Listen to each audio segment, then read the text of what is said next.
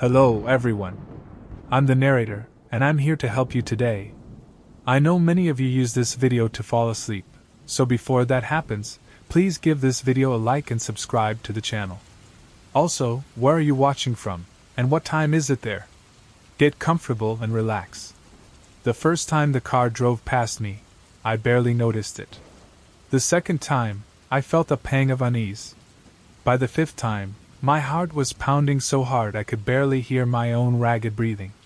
Sitting in my broken-down sedan on that dark stretch of highway, I realized with growing horror that I wasn't just stranded, I was being hunted.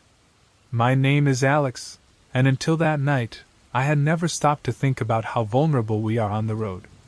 I was on my way back to Los Angeles after a business conference in Phoenix, taking the long route to enjoy some solitude after days of meetings and forced conversations. It was past midnight, and I was the only car on that lonely stretch of Highway 60 cutting through the Arizona desert.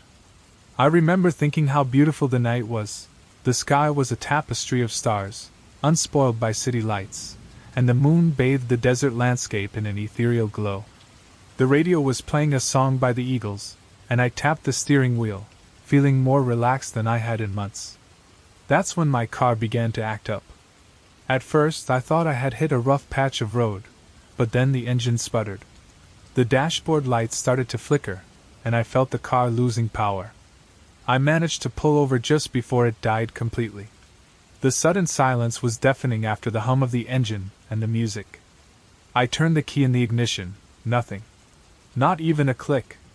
I pulled out my phone, already knowing what I would see, no signal, of course.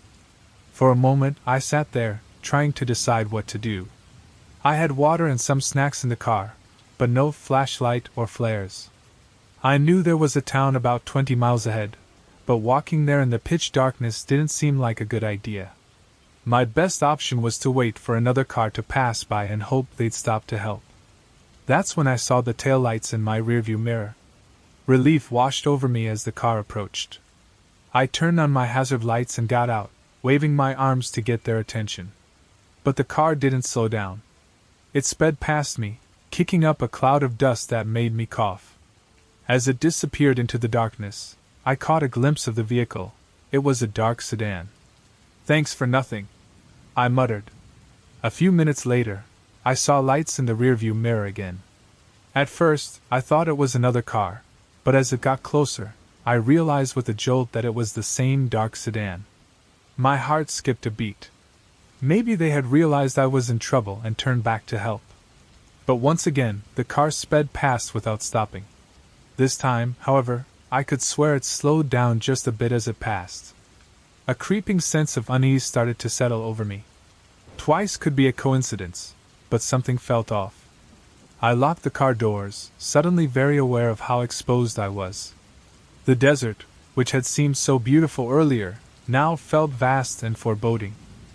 Every shadow seemed to hide something, or someone. 10 minutes passed. Then 15. I was starting to think I had overreacted when I saw those lights again. It was the same car. A third pass. This time, there was no doubt. The vehicle slowed down considerably as it approached, close enough for me to make out the silhouette of a driver sitting alone in the car. But before I could get a better look, it sped up again, vanishing into the night. My palms were sweaty now, my heart pounding like a drum. This wasn't normal. Nobody drives back and forth on an empty road in the middle of the night unless they're looking for something, or someone. I tried my phone again. Still no signal. For a brief moment, I thought about flagging down the next car that passed, but the idea of stepping out of my vehicle suddenly felt terrifying. What if it was that sedan again? What if this time it stopped? The minutes dragged on, each one stretching out like an hour. Every noise made me jump, the creaking of the cooling engine, the whisper of the desert wind. I kept my eyes glued to the mirrors, dreading the reappearance of those lights. I didn't have to wait long. For the fourth time, the sedan approached. This time, it slowed down to a near stop as it passed by. I shrank into my seat, trying to make myself as small as possible. Through the glare of the headlights, I saw the driver turn their head to look directly at me. In that instant I knew, without a shadow of a doubt, that whatever was happening wasn't good. Whoever this stranger was, they had chosen me. They were playing with me, like a cat toys with a mouse before going in for the final strike. The first time I saw the blue sedan, I didn't think much of it. By the third pass, my palms were slippery on the steering wheel. By the fifth, I was fighting the urge to scream. What had started as a carefree road trip with my girlfriend had turned into a nightmare. Every time I glanced at the rearview mirror and saw those all too familiar headlights, I felt a chilling certainty. Our past had caught up with us. And it was driving a blue sedan. 3 days ago, a journey turns dark. My name is Alex. Until 3 days ago, I thought I understood fear. But what I experienced was something much deeper, a terror that seeps into your bones and changes you forever. And it all started with a car that simply wouldn't disappear. Mia and I had been planning this coast-to-coast trip for months. We were both burned out from our jobs in New York and desperately needed a break. The idea was simple: drive to California at our own pace, visit some scenic spots, and reconnect away from the relentless stress of the city. The first few days were perfect. We sang along to cheesy pop songs, ate way too much junk food at roadside diners, and marveled at how vast and beautiful America was. It was somewhere in Ohio when I first noticed the blue sedan. Just a fleeting glance in the rearview mirror, several cars back. I didn't think much of it. Hours later, we stopped for gas. That's when everything started to change. I saw the same car at a nearby gas station. Just a coincidence, I thought. After all, lots of people need gas. But it wasn't until we stopped for lunch at a restaurant in Indiana that the first seed of unease was planted. As we stepped outside, there it was, the blue sedan, pulling into the parking lot. "Doesn't that car look familiar to you?" I asked Mia as we climbed into our car. She glanced at it and shrugged. "Maybe it's just a common model. It's probably nothing." I wanted to believe her, but I couldn't shake the growing sense that something wasn't right. I started paying closer attention, checking my mirrors frequently. And every time I did, the sedan was there, never too close, but always within sight. By the time we reached Illinois, I was convinced we were being followed. I decided to test my theory. Turning to Mia, I said, "Let's be sure. I'm going to take an unexpected exit and see if they follow." I abruptly turned onto a side road, zigzagging through quiet residential streets. For a moment, I thought we had lost them. But as soon as we returned to a main road, there it was again, the blue sedan. "Oh my God, Alex!" Mia murmured, her face pale. I made a decision. I veered off the main road onto a dirt path, hoping it was remote enough to force whoever was following us to reveal themselves. As we stopped, the blue sedan came to a halt just behind us. "Stay in the car," I told Mia. "If anything happens, drive away." I stepped out, my heart pounding, and walked toward the car behind us. "Who are you?" I shouted. "Why are you following us?" The sedan's door opened slowly, and a figure emerged. "Alex, is that you?" My world spun. I knew that voice. It was my father, a man who had disappeared from my life years ago. The metallic sound rang out sharply, reverberating up my arms as my shovel struck something hard beneath the earth. For hours, my son Jake and I had been digging to install a new well. According to the plans, there shouldn't have been anything buried at that depth. And yet there it was, something hidden in the compact soil. "Jake, hand me the flashlight," I said, pausing to wipe the sweat off my dirt-streaked face. The last thing I expected was for that metallic sound to change our lives forever. We had inherited this farm just months earlier from my Uncle James, a man I barely knew. The property was in rough shape, fences in need of repair, a collapsed barn, and now a dry well that we desperately needed to restore if we were going to make a life here. City living after my divorce had left us with few options, and this farm was our chance to start over. Jake shone the flashlight on the area where the shovel had struck, illuminating something glinting faintly in the dirt. "What do you think it is, Dad?" Jake asked, his voice a mix of excitement and unease. "I'm not sure, son. Let's find out." With my hands I carefully cleared away the soil, revealing more of the object with each movement. It was a metal box, about the size of a small suitcase, corroded with age but still intact. We spent nearly an hour digging it out completely, the sun beginning to dip below the horizon as we finally freed it. Back in the barn, under the dim light of our makeshift setup, we examined the box closely. It had no visible hinges or locks but bore a faint inscription on one side, worn nearly illegible by rust and time. "Should we open it?" Jake asked, practically bouncing with excitement. I hesitated. Part of me wanted to call the police or a lawyer. What if it was evidence of something? But curiosity got the better of me. "All right," I said, picking up a crowbar. "But stay back, just in case." It took considerable effort, but we managed to pry the box open. The first thing that hit us was the smell, a damp, musty odor from decades of being buried. Inside, wrapped carefully in layers of waxy paper, were documents, photographs, and a mystery unveiled. I picked up the first photograph and held it under the light.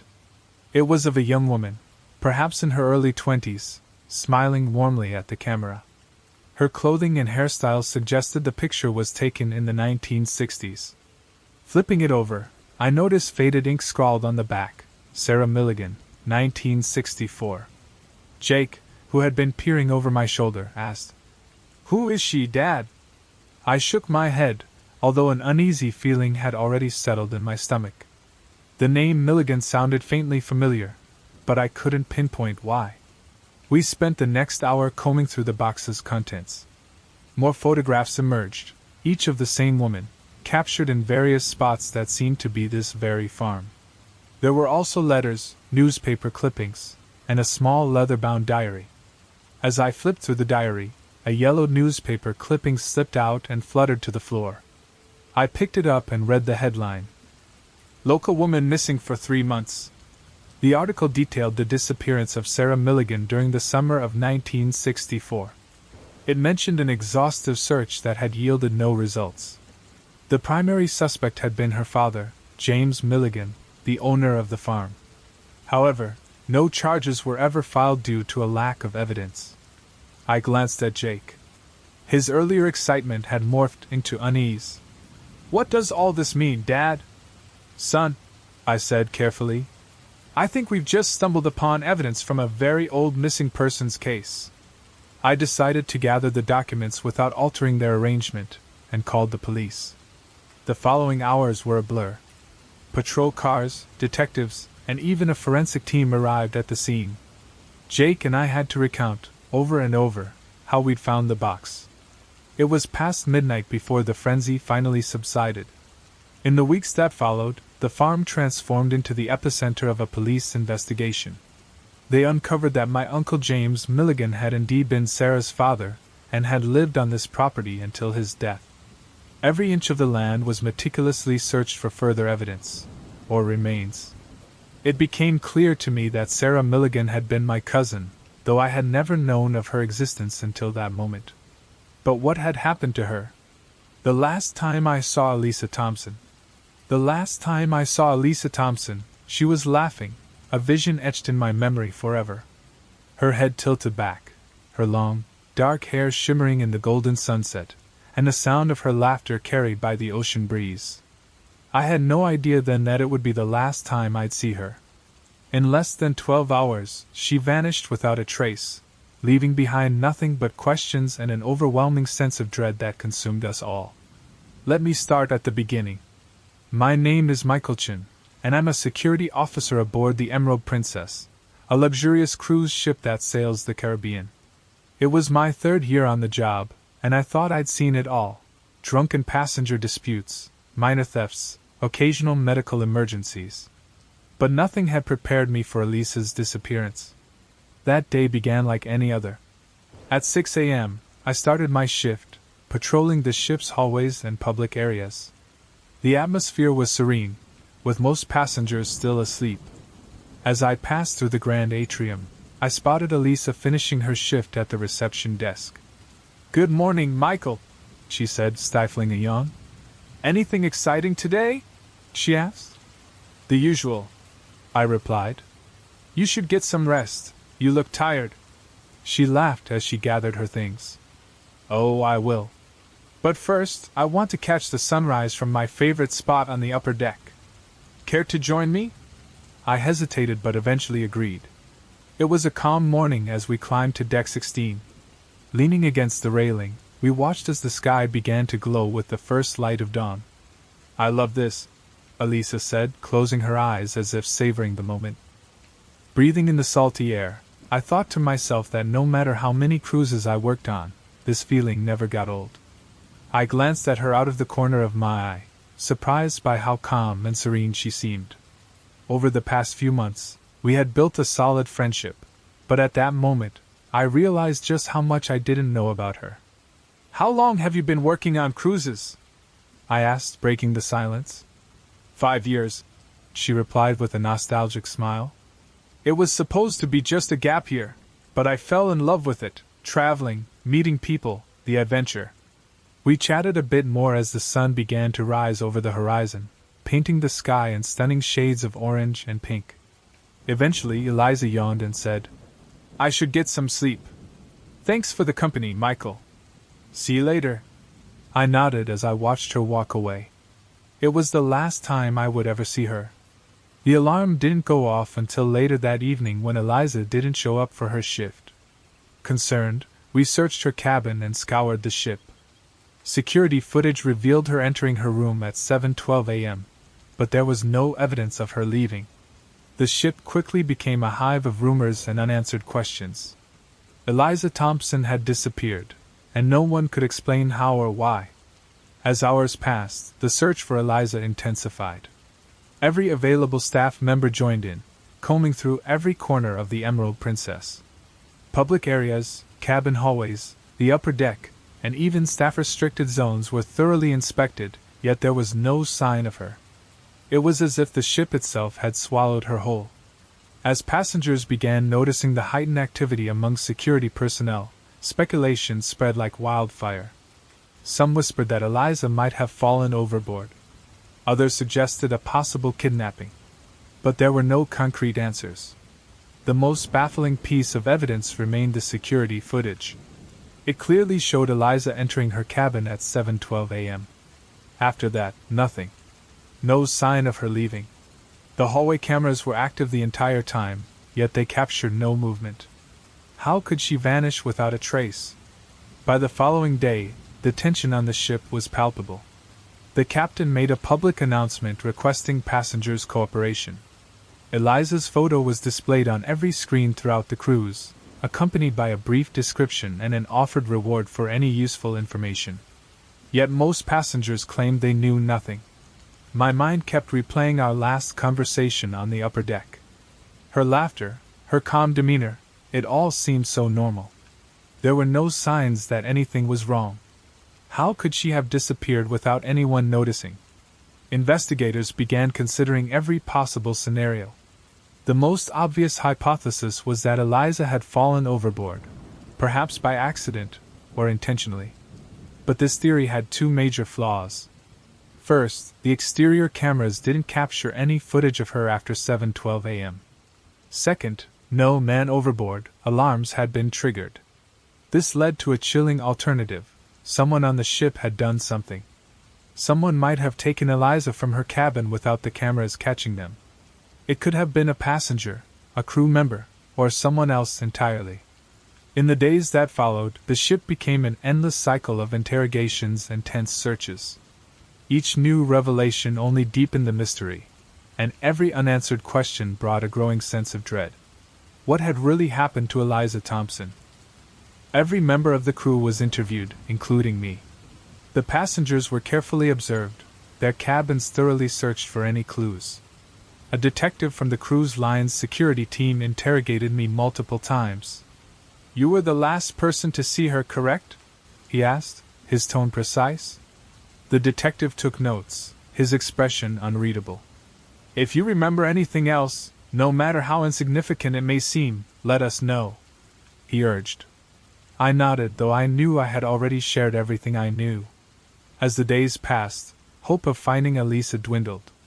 The Coast Guard scoured the waters near our last known location but found nothing. The investigation continued on land when we returned to our home port, and the crew set sail again, this time without Elisa aboard. For the passengers, her disappearance quickly became a chilling anecdote, a morbid topic of conversation shared over dinner and cocktails on the deck. But for us, the crew, it was something far heavier. I couldn't stop thinking about her. Every time I saw her photo in the security team's files, a wave of guilt swept over me. If only I had insisted on accompanying her to her cabin that morning, maybe things would have been different. Weeks later, as the ship sailed toward the Mediterranean, an unexpected lead surfaced. A passenger claimed to have seen Elisa speaking with a man on the lower deck the night before her disappearance. According to the witness, the man seemed nervous but couldn't recall any specific details about his appearance. This information was enough for investigators to re-examine the security footage from the lower deck. At 3:40 a.m., Elisa appeared on camera, walking alongside a tall man wearing a dark cap that obscured part of his face. The two headed toward a staircase leading to crew-restricted areas. The footage ended there. The cameras in that section were offline for scheduled maintenance. It was maddening, a promising lead, yet incomplete. Over time, Elisa Thompson's case was filed away as an unsolved mystery. No one knew for certain what had happened to her. On quiet nights, I often found myself on deck 16, staring out at the sea. I thought about Elisa, her laughter, the way she spoke about the sunrise as if it were the most magical thing in the world. I wondered if the ocean had kept her secret. The Emerald Princess continued to sail, carrying with it an enigma that might never be unraveled. But for those of us who had known Elisa, her disappearance left a deep scar, a reminder of how fragile our sense of safety is in this vast and unknowable world. Every time I passed her former reception station, I half expected to see her there, her warm smile lighting up the space and her cheerful voice greeting guests. But all that remained was a void that no one could fill. Months passed since Elisa's disappearance, and life aboard the Emerald Princess seemed to return to normal, or at least, the appearance of normalcy. Passengers continued to enjoy their vacations, nightly shows went on, and the crew kept the ship running smoothly. Yet, for those of us who had worked alongside Elisa, the emptiness she left behind was palpable. I couldn't stop replaying the image of her walking with that mysterious man on the lower deck. That final clue haunted me. Who was he? What had he said to Elisa to convince her to follow him into a restricted area? Those unanswered questions lingered, heavy and unyielding, as the Emerald Princess sailed into the unknown, carrying memories of Elisa and the haunting mystery of her fate. And what had happened next? The authorities had meticulously tracked down every passenger and crew member who had been on board that day, yet no one matched the description of the man from the video. It was as if he had vanished just as mysteriously as Elisa. During my late-night shifts, I often found myself reviewing the security camera footage. Although the investigators had already analyzed every second of the recordings, I couldn't shake the feeling that something crucial had been missed. A shadow, an unusual movement, or any subtle clue that might offer answers.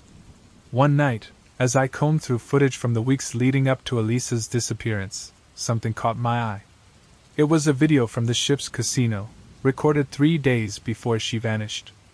Among the crowd of passengers playing at the tables, I spotted Elisa.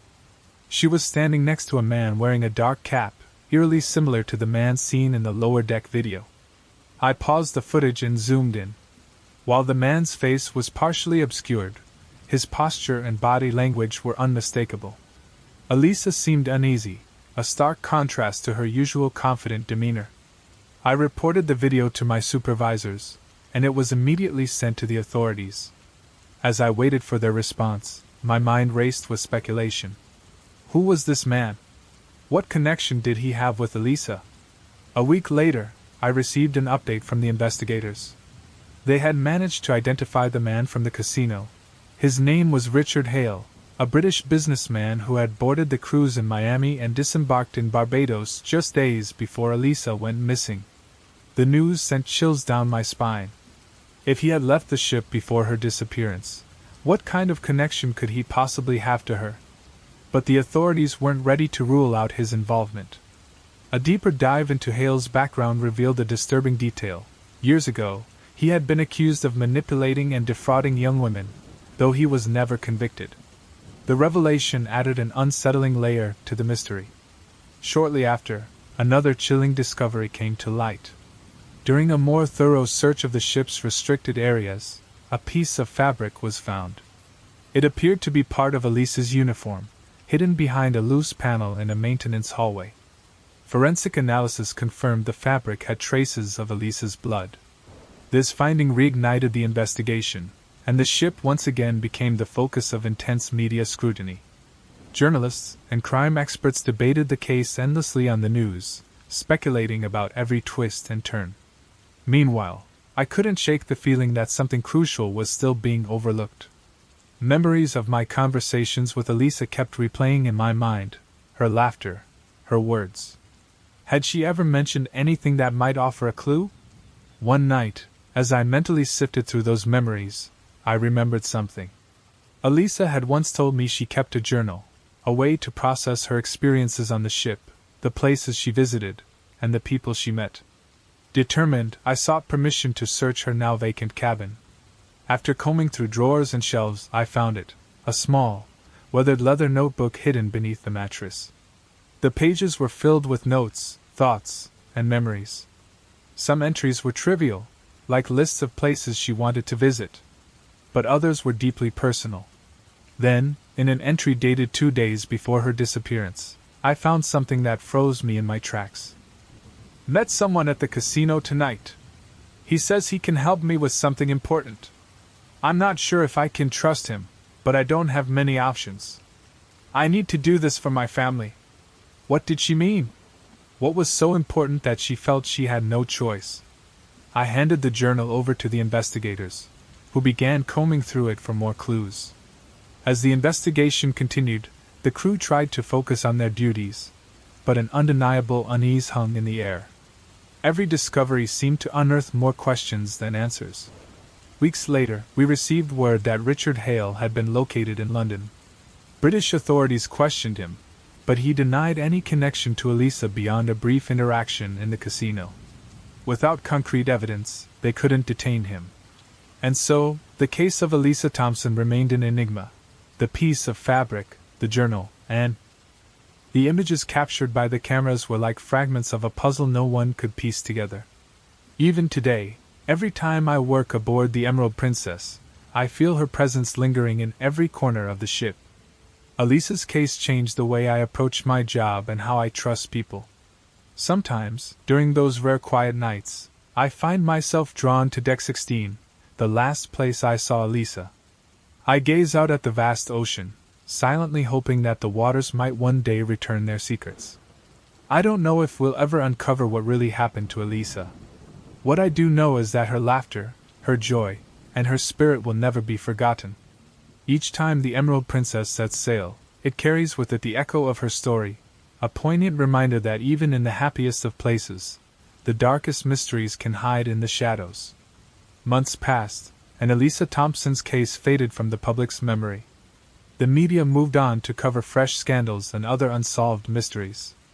But for those of us who knew Elisa, the shadow of her disappearance remained ever present.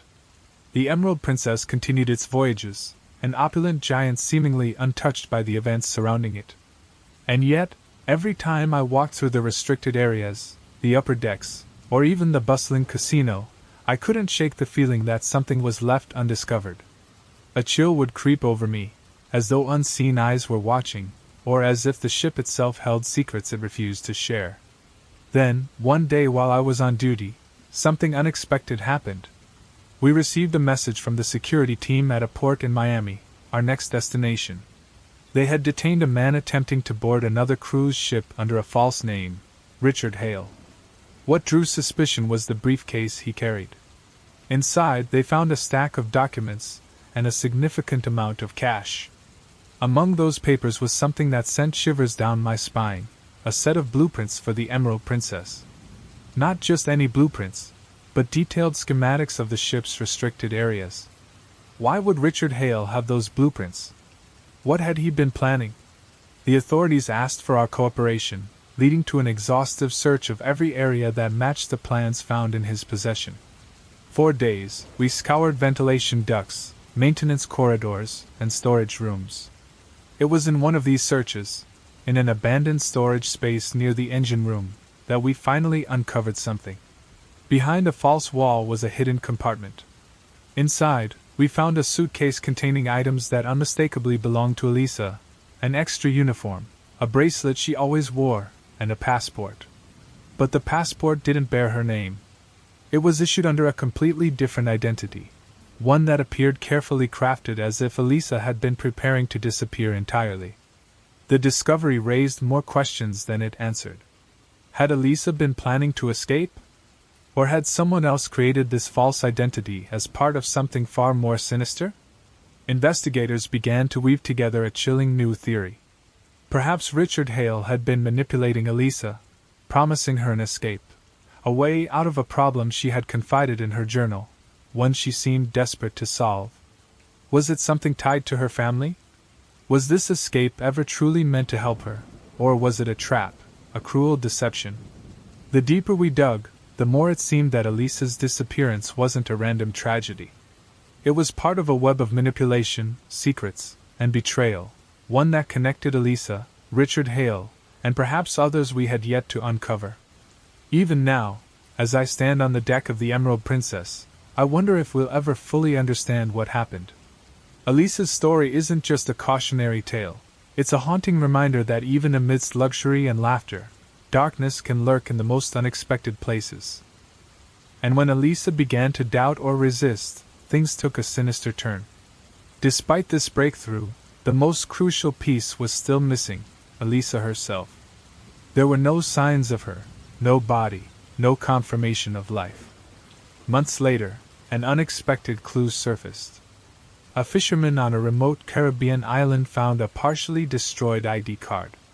It belonged to Elisa. The card was covered in algae, as if it had been floating in the sea for weeks. This discovery reignited hopes of finding her, but also fueled the theory that she may have fallen overboard. Yet the evidence remained inconclusive. Eventually, the investigation was officially halted, with authorities declaring Elisa's case unsolved. For many, that marked the end of the story. But not for me. There was no closure. I still work aboard the Emerald Princess, and every time I walk through its corridors or gaze out at the vast ocean, I can't help but think of Elisa. Her laughter still echoes in my mind. On the quietest nights, I find myself climbing to Deck 16, the very spot where I last saw the sunrise with her. Where are you, Elisa? Were you a victim of someone else's cruelty, or did you simply seek to escape it all? The ship keeps sailing to new destinations, but for those of us who knew her, the void she left behind will never be filled. Perhaps the ocean holds her truth forever, a secret buried in its depths. Over time, Elisa's disappearance became something of a legend among the crew of the Emerald Princess. New employees would hear the story during long nights on duty, each adding their own theory to the mystery. Some swore she had escaped, building a new life far from those who knew her. Others, with darker imaginations, believed the ocean had claimed her. For me, the questions remained unanswered. Every corner of the ship was a reminder of her: the sound of her footsteps on the upper deck, her jokes in the crew dining area, her laughter that brightened even the longest days. Life moved on, but the feeling that something had been left unresolved never faded. One day, while overseeing maintenance in a restricted area, I stumbled upon something unusual. It was a small silver chain, almost hidden beneath a ventilation grate in a corridor near the engine room. I recognized it instantly. It was the chain Elisa had been wearing the last time I saw her. The discovery unleashed a surge of emotions. I immediately reported it to investigators, who collected it as evidence. Like previous findings, it didn't lead to concrete answers. But it strengthened the belief that something had happened within the hidden corners of the ship, far from the eyes of passengers and most of the crew. Elisa's case returned to public attention when a true crime television show aired a special on her disappearance. Journalists interviewed former crew members, passengers, and others connected to the case. Yet, even with renewed interest, the mystery remained. For those of us who sailed with her, Elisa was more than just a missing person. She was a part of our lives, a presence we couldn't forget. And as the Emerald Princess continues its voyages across endless waves, it carries her story, a story of a young woman who vanished without a trace, leaving behind a haunting echo of mystery with every wave that crashes against its hull. And some of the original investigators even attempted to locate Richard Hale, but he had completely vanished after his arrest in Miami. The renewed media coverage reignited countless speculations, with online forums brimming with theories. Some believed Eliza had been abducted, others suggested she'd fallen victim to a human trafficking network, while a few argued that someone within the ship's crew had betrayed her. There were even those who claimed that Eliza had staged the entire incident to escape a life she no longer wanted. When I watched the program detailing her case, I approached it with skepticism. To me, most of these theories seemed more like morbid entertainment than genuine attempts to uncover the truth. But one interview in particular caught my attention, a testimony from a passenger who had been on the cruise when Eliza disappeared. She mentioned something that no one else had brought up before. "I remember seeing her in the casino that night," the passenger said. "She was talking to an older man. It looked like he was trying to convince her of something. It was strange, she seemed nervous, like she didn't want to be there. Later, I thought I saw her near the lower deck, close to the stairs that lead to the restricted areas." Her words sent chills down my spine. They matched the videos and evidence already available but added a crucial detail about Eliza's behavior, her nervousness. Why was she so tense? What had driven her to that situation? These questions haunted me. I knew I couldn't leave this mystery unsolved. Driven by a renewed sense of purpose, I requested a temporary transfer to another ship to continue my investigation independently. I combed through every document and piece of evidence I'd collected over the years.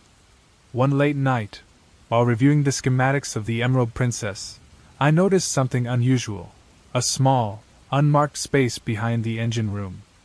It wasn't large enough to be a room, but it was big enough to hide something.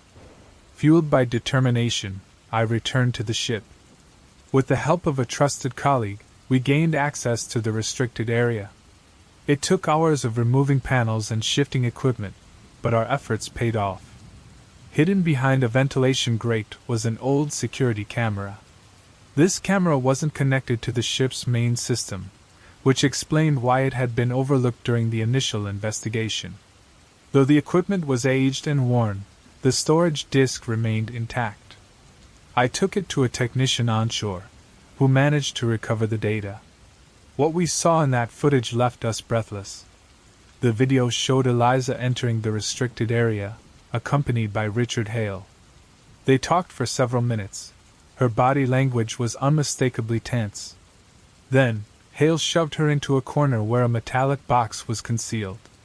He seemed to be demanding something from her. Suddenly, Eliza tried to escape, but Hale grabbed her. The recording ended abruptly, leaving a chilling void. What happened next? Did she manage to break free, or was she silenced forever? This new evidence was immediately handed over to the authorities. While it wasn't enough to close the case, it added a haunting new layer to the investigation. We now knew that Hale had lured Eliza into that area with a specific purpose, one that ultimately led to her disappearance. To this day, Eliza remains missing, her case an unresolved enigma, a dark stain on the history of the Emerald Princess. But to me, she is more than just a tragic story. Eliza was a person, a life that should never have been lost to the shadows. Every time I step onto Deck 16, I can feel her presence. And I promise, I won't stop searching for the truth. And although the sea keeps its secrets, I still hold on to the hope that one day the full truth will come to light. There is something that I will always remember. Elisa was not just a name on a list of the missing. She was a friend, a laugh at dawn, a life that deserved so much more than disappearing without explanation. The new discovery with the hidden camera in the engine room sent a rush of activity through the investigation. While the video didn't fully solve the mystery, it provided a crucial piece of the puzzle. Elisa hadn't disappeared by accident. Someone had been behind it all, and that person was Richard Hale. The information was enough to officially reopen the case, with the cooperation of international authorities. However, locating Hale continued to be a challenge. He seemed to have vanished as completely as Elisa. As the authorities worked tirelessly to track his whereabouts, the crew of the Emerald Princess resumed their daily routines. But for me, there was no returning to normalcy. Months passed, and during that time, a mix of frustration and determination took over me. Every time I passed the area where we found the camera, I couldn't help but wonder if there was something else we had missed. I knew I couldn't stop searching. One day, while reviewing old ship records, I came across something interesting, a maintenance report dated just a few days before Elisa's disappearance. The document indicated that a door in the cargo area had been temporarily disabled. This door led to the sea. My mind began to connect the dots. If Hale had taken Elisa to the engine room, he might have used this door to dispose of evidence, or perhaps something else. I requested permission to investigate the area again, this time with a forensic team. When we arrived, we noticed something that hadn't been recorded in previous reports: a partially hidden rope in a corner, tied to a support. It appeared to have been under tension before it snapped. The rope was sent for analysis, and although it didn't provide immediate answers, the investigators concluded that it had likely been used to secure something heavy, which had then been released or fallen into the water. Days later, a call came in from the headquarters of the cruise line. A commercial diver had found something on the ocean floor near the route the Emerald Princess had taken on the day Elisa disappeared. The object was a heavy, rusted metal box. The authorities took hours to open it due to its corrosion, but what they found inside was devastating. Clothes and personal belongings that belonged to Elisa. There were also documents that appeared to belong to Hale, including a fake passport and notes suggesting he had planned to disappear. Although the discovery didn't confirm exactly what happened to Elisa, it reinforced the theory that Hale had planned everything meticulously. His goal was to use Elisa for something, but when things didn't go as planned, he eliminated any connection to her. With the evidence collected, authorities issued an international arrest warrant for Richard Hale. So far, he has not been located, but the case of Elisa Thompson is no longer a forgotten story. It stands as a reminder of the complexities and dark secrets that can hide even in the most unexpected places. For me, finding that box was a mixture of emotions. On one hand, it was a relief to know that Elisa hadn't disappeared in vain, that her story was being heard. On the other hand, it was a blow to realize that we would never see her again. Today, as I write these words, I know that the mystery of Elisa is far from over. There are still questions left unanswered, and as long as there are doubts, I will continue to search for the truth. Every time the Emerald Princess sets sail, I feel like a part of her story stays with us. Her story is a constant reminder that even in the open sea, where freedom seems limitless, there are secrets hidden in the depths. The night I heard the first knock on my window, I thought it was just the wind. I live in a small town in the heart of Maine, where the trees are tall and the winter weather can be unforgiving. Nocturnal sounds are common: branches tapping against the glass, creaks along the walls, and the distant howl of the wind. But that particular knock didn't sound like the wind. It was firm, deliberate, as if someone were knocking to get in. My name is Claire, and I've been living alone in this house for almost a decade. It's an old cabin passed down from my grandparents, surrounded by woods on all sides. I've always enjoyed solitude, the quiet, but that night, something in the air felt wrong. I looked out the window but saw nothing. Just the darkness of the forest, and the faint glow of the moon filtering through the trees. I decided to ignore it, thinking it was probably just a branch or some curious animal. But when I returned to bed, the knock came again, louder this time. I grabbed a flashlight and approached the window, shining the beam outside. And that's when I saw it. At first, I thought it was a person, but something was off. The figure was tall, hunched, as though its body had been formed wrong. Its arms seemed too long, and its head was tilted to one side, as if it couldn't hold it up properly. The glass fogged up slightly, as if the thing was breathing against the window. "Hello?" My voice trembled more than I'd like to admit. The figure didn't respond. It just stood there, motionless, staring at me. When I mustered the courage to blink, it was gone. In the morning, I checked the outside of the cabin. There were no tracks in the snow, no signs that anyone or anything had been there. But I couldn't shake the image of what I had seen. Later that day, I decided to mention it at the local market. The town is small, and we all know each other, so when I told a few neighbors about the figure, I expected them to laugh it off or offer a logical explanation. Instead, their faces darkened. "What did you say you saw?" asked Marta, the shop owner, her voice barely a whisper. "A figure," I replied. "It was tall, strange, and it was staring through my window." Marta exchanged a tense glance with her husband. "You'd better lock your doors tight at night, Claire," she said finally. "And don't look through the windows, no matter what happens." Her warning made me uneasy, but when I pressed for more details, they refused to speak further. That night, I locked every door and closed the curtains. I tried to convince myself that it had all been a dream, a shadow my mind had turned into something sinister. But soon after I turned off the lights, the knocks returned. This time, they were more insistent, not just on one window but on several, as if something was moving around the house, looking for a weak spot. "Who's there?" I shouted, my voice echoing in the night's silence. The response was a sound I can't describe.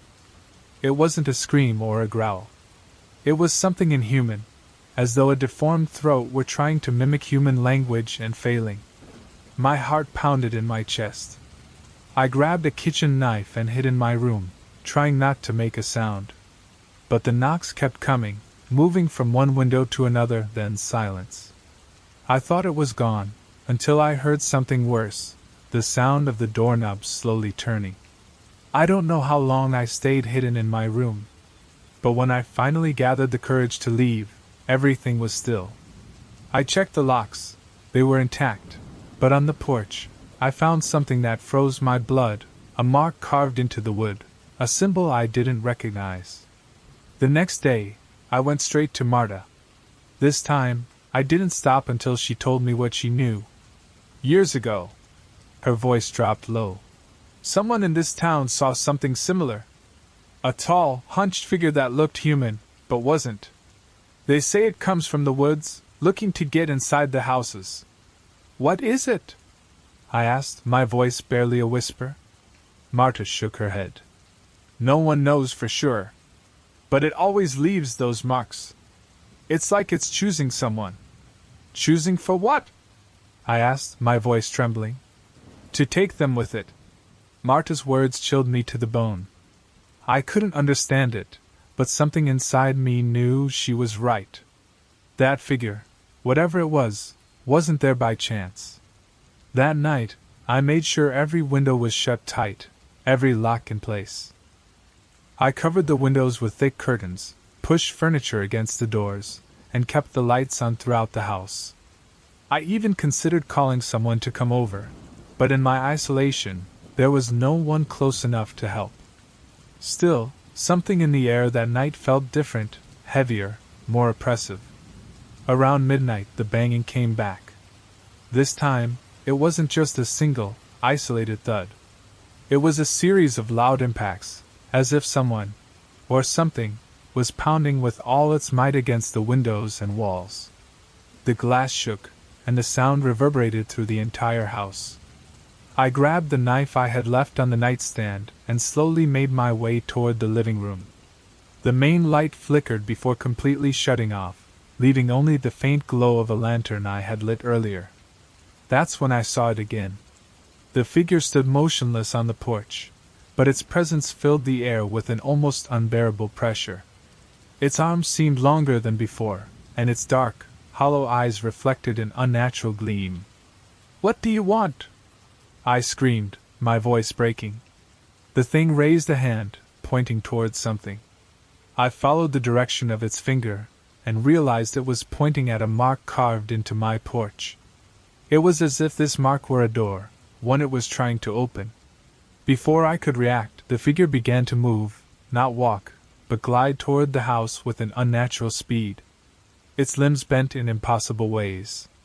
I froze for a moment, but the sound of the doorknob turning snapped me out of my stupor. I ran toward the kitchen, slammed the door behind me, and shoved a table against it. My breath was erratic as I tried to figure out what to do next. Then something hit the kitchen door, a blow so hard the hinges creaked. The thing wasn't trying to enter like a person, it was trying to tear the house apart. In my panic, I remembered something Marta had mentioned, the forest. She had said that figure came from the woods. If I wanted answers, I would have to face it on its own ground. With the knife in one hand and the lantern in the other, I opened the back door and ran outside. The air was freezing, and the ground creaked under my feet as I ran toward the trees. The moonlight barely filtered through the treetops, casting long shadows that moved with each gust of wind. I could feel it following me. I didn't see it, but the sound of branches snapping and a heavy crunching noise behind me was unmistakable. "What do you want?" I screamed again, spinning around in a desperate attempt to confront it. The figure was closer now, only a few feet away. Its face, if you could even call it that, was a dark mask with no distinguishing features except for the glowing eyes that seemed to pierce my soul. Suddenly, I tripped on something on the ground, a stone, engraved with a symbol similar to the one on my porch. I instinctively picked it up, feeling a strange warmth in my hands. The figure stopped. There was no sound, no movement, only the silence of the forest, and the eerie sensation that time had frozen. As I held the stone, something within me whispered that this was the key, that this object, marked with an ancient symbol, was part of what kept the figure bound to the woods. "Is this what you want?" I asked, raising the stone toward the figure. The thing tilted its head, its body trembling slightly as if it were fighting against something. I felt a sudden impulse, as if an external force were guiding my hand. I raised the stone and I threw it with all my strength onto the ground, where it shattered into 1,000 pieces. The effect was immediate. The figure let out a scream that I can't even begin to describe, a sound that seemed to fill the entire forest. Its body started to dissolve like smoke, carried away by the wind, until there was nothing left. I returned to the house at dawn, exhausted and trembling. The marks on the porch had vanished, just like any trace of the figure.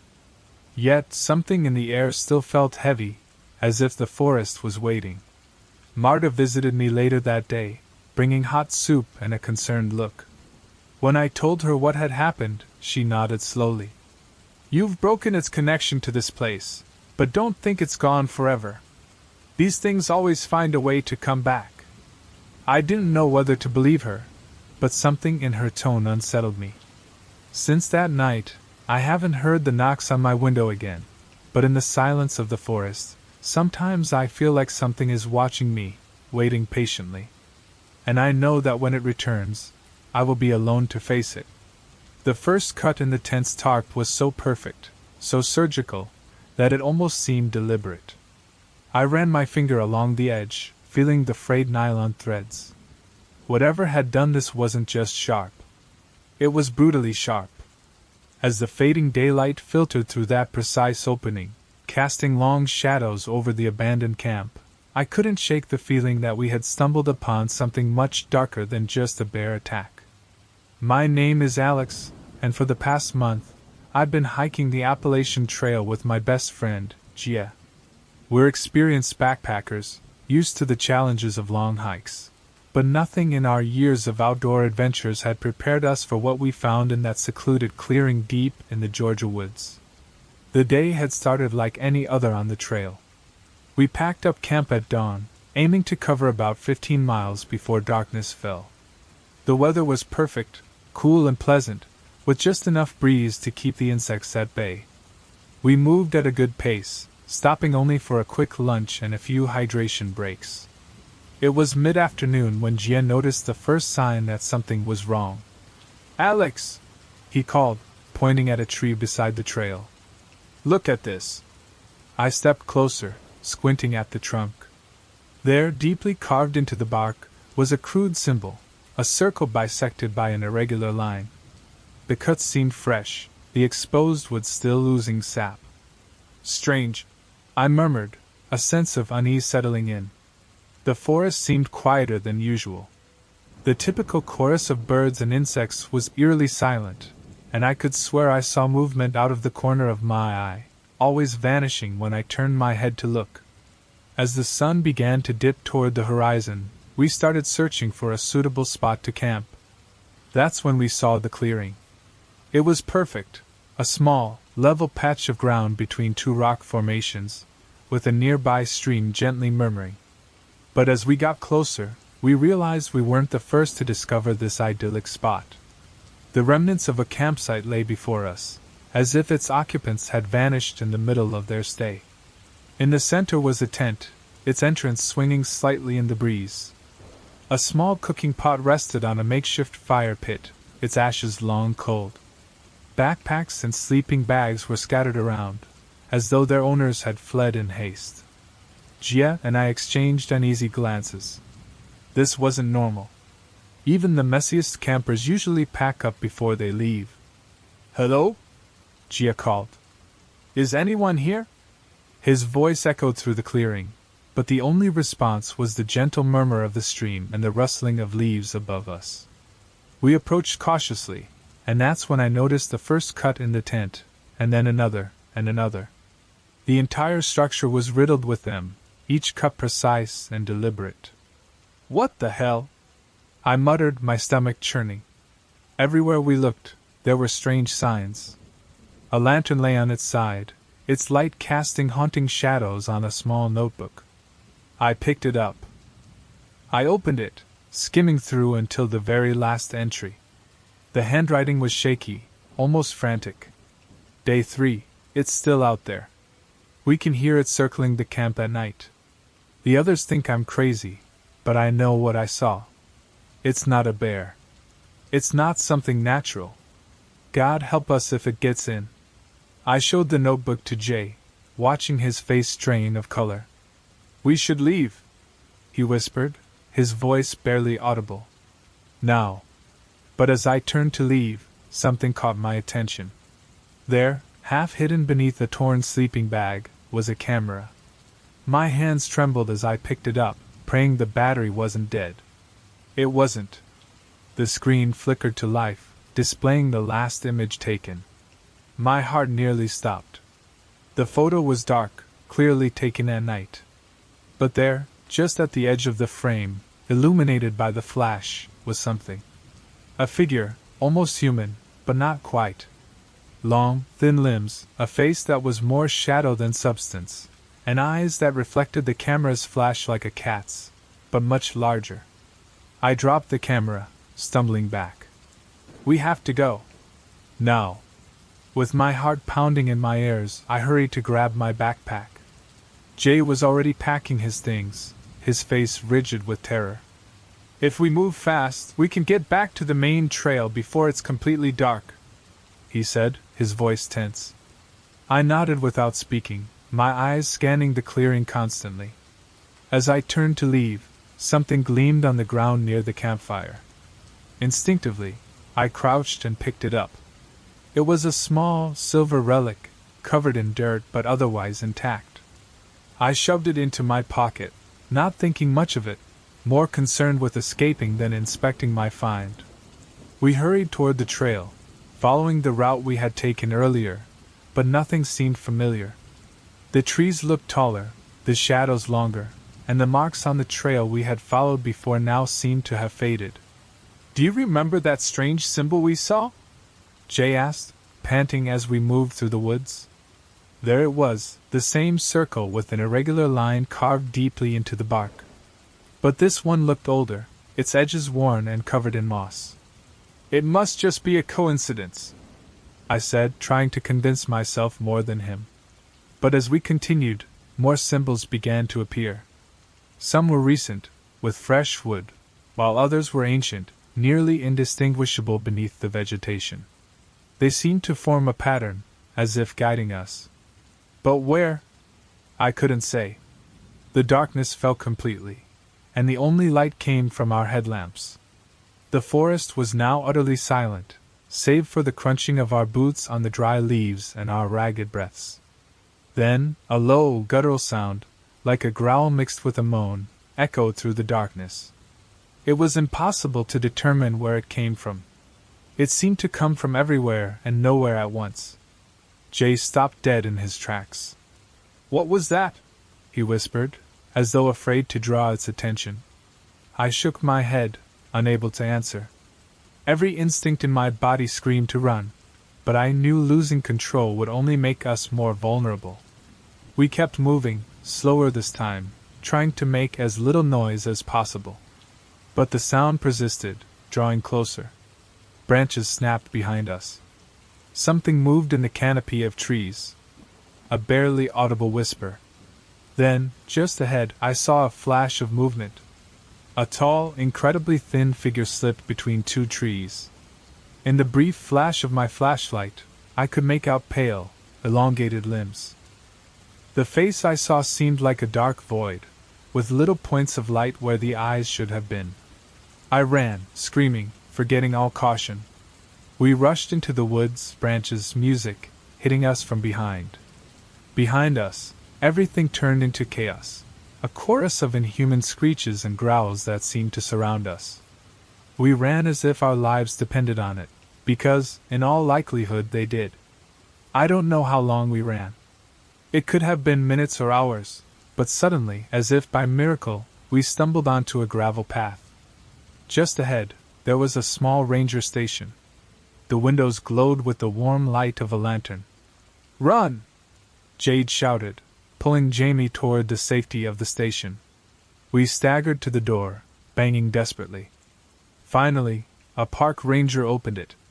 His expression shifted from irritation to concern as he saw our faces. "What happened?" he asked, letting us inside. Something followed us," I managed to say between breaths. The ranger seemed confused but offered us water and let us calm down. Once I regained my breath, I tried to explain what we had seen, but the words felt inadequate. I looked out the window toward the forest we had escaped from. There, at the edge of the trees, was that tall, thin figure with arms that seemed too long for its body. It raised a hand, more of a claw than a human limb, and for a moment I thought it would step into the light of the station. But it didn't. It slowly turned and disappeared back into the shadows of the forest. In the days that followed, Jamie and I recuperated in a small town nearby. We both knew we wouldn't finish our journey along the Appalachian Trail. By mutual agreement, we packed our things and went home. It was during this time that I remembered the locket I had picked up at the campsite. I took it out of my pocket, wiped it clean, and opened it with trembling hands. Inside was a small photograph, a smiling family, a mother, father, and 2 children posing in front of a clearing that I immediately recognized. It was the same clearing where we had found the destroyed tent. I never reported finding the locket. Something in me knew that doing so would only bring more questions I wasn't sure I wanted to answer. Jamie and I rarely spoke of what happened in those woods. But sometimes, on dark nights, when the wind whispered through the trees, I think about that abandoned campsite and what we saw. And I wonder, with a chill that goes deep into my bones, if out there, in the deepest, darkest parts of the forest, that thing is thinking about us too. Returning home did not bring us peace. Although we left the woods physically, the memories of what happened followed us like a shadow. Jamie and I barely spoke. When we did, our conversations revolved around trivial things, the weather, work, anything but the clearing, the locket, or that figure in the woods. But the nights were different. Sleeping became an almost insurmountable challenge. Every creak of wood in the house, every gust of wind against the window made me jump. I found myself dreaming of the forest, of figures sliding between the trees, always just at the edge of sight. And every time I woke up, I had the same feeling: I wasn't alone. The locket, which I had kept in a box on my desk, seemed to have a strange, almost symbolic weight to it. I couldn't get rid of it, but I also couldn't stop thinking about it. Questions piled up in my mind. Who were the people in the photo? What happened to them? Why was that place, the forest, marked with symbols that seemed as old as the trees themselves? One night, weeks after we had returned, I received a message from Jamie. It was brief, only 4 words that seemed to scream at me from the screen of my phone. "We're not done, Alex." I called him immediately, but he didn't answer. I tried to calm myself, telling myself that he was probably dealing with his own demons, just like I was. But something about that message deeply unsettled me. The next day, I went to his apartment. The door was locked, and no one answered when I knocked. But his car was parked outside, which was unusual. I decided to call his landlord, who let me in after some persuasion. The apartment was empty, but not in the way one might expect. The lights were off, the windows closed, and on the table in the living room, I found a map. It was of the Appalachian Trail, with several points marked in red. Next to the map was an open notebook with Jamie's handwriting. The symbols weren't warnings, they were routes. Each one led to a different place, but they all ended at the same point. I couldn't ignore it any longer. I had to go back. The rest of the entry was incoherent, filled with fragmented phrases. "You're not alone, more marks on the trees, the reliquary is the key." My stomach sank. Jamie had gone back into the forest. She didn't want to, but I knew she couldn't ignore what she had read. If Jamie was there, she was facing it alone. The thought of her being back in that clearing, or worse, lost in the darkness of the forest, gave me the courage I needed to follow her. I packed the essentials: a light backpack, extra flashlights, my survival knife, and of course, the reliquary. I didn't know its role, but something told me I had to take it with me. I returned to the starting point of our original hike. The feeling of being in the forest again was overwhelming, like the trees themselves were watching me. I followed the marks Jamie had left on the map, but they seemed to lead me deeper into the forest, away from any known trail. As I advanced, the symbols began to reappear, carved into the trees, into the rocks, even onto pieces of wood that seemed to have been intentionally placed. Some were recent, others were nearly worn away by time. Nightfall came before I could find any clear trace of Jamie, and the unease turned into pure fear. I knew what might be lurking in the darkness. Every shadow seemed to move, every sound was an invisible threat. Then I saw it, a faint flash of light between the trees. It looked like a lantern, but it flickered erratically. I ran toward it, stumbling over roots and branches until I reached a small clearing. There she was, Jamie, standing in the center, staring at something I couldn't see. The light was coming from a lantern on the ground at her feet. Her face was pale, almost lifeless, and her eyes were fixed on a point in the darkness in front of her. "Jamie!" I shouted, running toward her. She didn't react. When I reached her side, I realized she was muttering something, a constant repetition of words I could barely make out. "I can't escape. I can't escape." Before I could shake her, I saw it. Between the trees, barely illuminated by the lantern light, was that figure. Taller than I remembered, thinner, its limbs now seemed to stretch beyond what was possible. But the worst part, its eyes, 2 points of light that shone with an inhuman intensity, fixed on us. "Run!" I yelled, grabbing Jamie by the arm.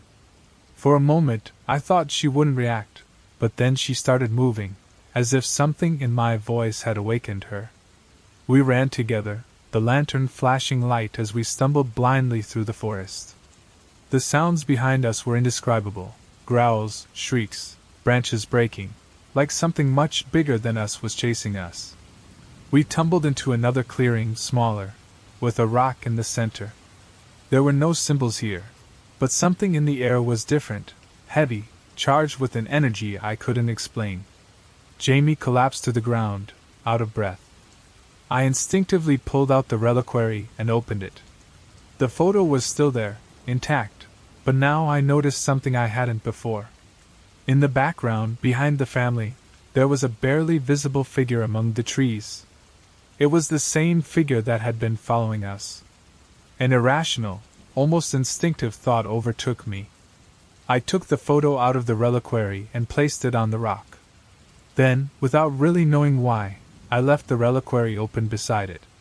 The forest seemed to hold its breath. The sound stopped. The shadows ceased moving. And when I looked back, the figure was gone. That night, Jamie and I found our way back to the main trail. Neither of us said a word. When we reached the starting point, we both knew we would never return to that forest. The reliquary stayed there, on that rock, where I believe it belongs. I don't know if what we did really drove that thing away or if it simply let us go, but since then, I've felt like someone is always watching us, as if the forest still has its eye on us. Jamie and I went on with our lives, but every time I see a tree in the distance, or hear the wind rustling through the branches, I remember that clearing. I wonder if, one day, that figure will return to find us. The weeks after our escape were a blur of failed attempts to reclaim normalcy. Jamie barely left her apartment, while I avoided places where the trees reminded me of the forest. The nights were the hardest, filled with dreams of long shadows and bright eyes that seemed to watch from dark corners. One day, I received an email with no clear sender. The subject line simply read, "You're not safe." My first instinct was to ignore it, but curiosity got the best of me. The message contained a single line. The marks weren't warnings. They were seals. "One is already broken." Panic seized me. My mind was flooded with questions. What did that mean?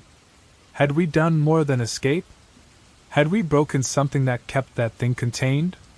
I packed the essentials: a light backpack, extra flashlights, my survival knife, and the reliquary. And of course, the locket had no idea what role it played. But something deep inside me told me that I had to carry it with me. I returned to the starting point of our original hike. The feeling of being in the forest again was oppressive, as if the trees themselves were watching me. I followed the marks that Jamie had left on the map, but they seemed to lead me deeper into the woods, farther away from any known trail.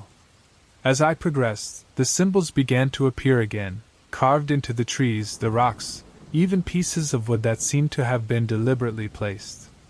Some were recent, others almost worn away by time. The night fell before I could find any clear trace of Jamie, and my unease morphed into sheer terror. I knew what could be lurking in the darkness. Every shadow seemed to move, every sound an invisible threat. Then I saw it. A faint flash of light between the trees, like a lantern, but flickering erratically.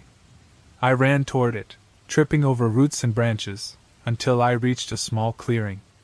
There was Jamie, standing in the center, staring intently at something I couldn't see. The light was coming from a lantern on the ground at his feet. His face was pale, almost lifeless, and his eyes were fixed on a point in the darkness in front of him. "Jamie!" I shouted, rushing toward him. He didn't react. When I reached his side, I realized he was murmuring something, a constant repetition of words I could barely make out. "I can't escape, I can't escape." Before I could shake him awake, I saw it between the trees, barely illuminated by the lantern's glow. That figure, taller than I remembered, thinner. Its limbs now seemed to stretch beyond what was humanly possible. But the worst part were the eyes, 2 points of light glowing with an inhuman intensity, fixed on us. "Run!" I yelled, grabbing Jamie by the arm. For a moment, I thought he wouldn't react, but then he started moving, as if something in my voice had roused him. We ran together, the lantern throwing flashes of light as we blindly stumbled through the forest. The sounds behind us were indescribable: growls, shrieks, branches snapping, as if something far larger than us was chasing us. We stumbled until we reached another clearing, smaller this time, with a rock in the center. There were no more symbols here, but the air felt different, heavy, charged with an energy I couldn't explain. Jamie collapsed to the ground, out of breath. I pulled the locket out almost instinctively and opened it again. The photo was still there, untouched, but now I noticed something I hadn't before. In the background, behind the family, there was a barely visible figure between the trees. It was the same figure that had been following us. An irrational thought, almost instinctive, surged through me. I took the photo from the locket and placed it on the rock. Then, without really knowing why, I left the locket open beside it. The forest seemed to hold its breath. The sound stopped. The shadows ceased moving. And when I looked back, the figure had disappeared. That night, Jamie and I found our way back to the main trail. Neither of us said a word. When we reached the starting point, we both knew we would never return to that forest. The locket stayed there on the rock, where I believe it belongs. I don't know if what we did really stopped that thing or if it simply let us go, but since then, I've felt as though someone is watching us, as if the forest still keeps an eye on us. Jamie and I went on with our lives, but every time I see a tree in the distance, or hear the wind between the branches, I remember that clearing. And I wonder if that figure will ever find us again. The weeks following our escape were a blur of failed attempts to regain normalcy. Jamie barely left his apartment, while I avoided places where the trees reminded me of the forest. The nights remained the hardest, filled with dreams of elongated shadows and the feeling that someone, was always just behind me. And bright eyes that seemed to watch from dark corners. One day, I received an email with no clear sender. The subject line read, "You're not safe." My first instinct was to ignore it, but curiosity overtook me. The message contained a single line. The marks weren't warnings, they were seals. "One is already broken." Panic swept over me. My mind was filled with questions. What did that mean? Had we done something more than escape?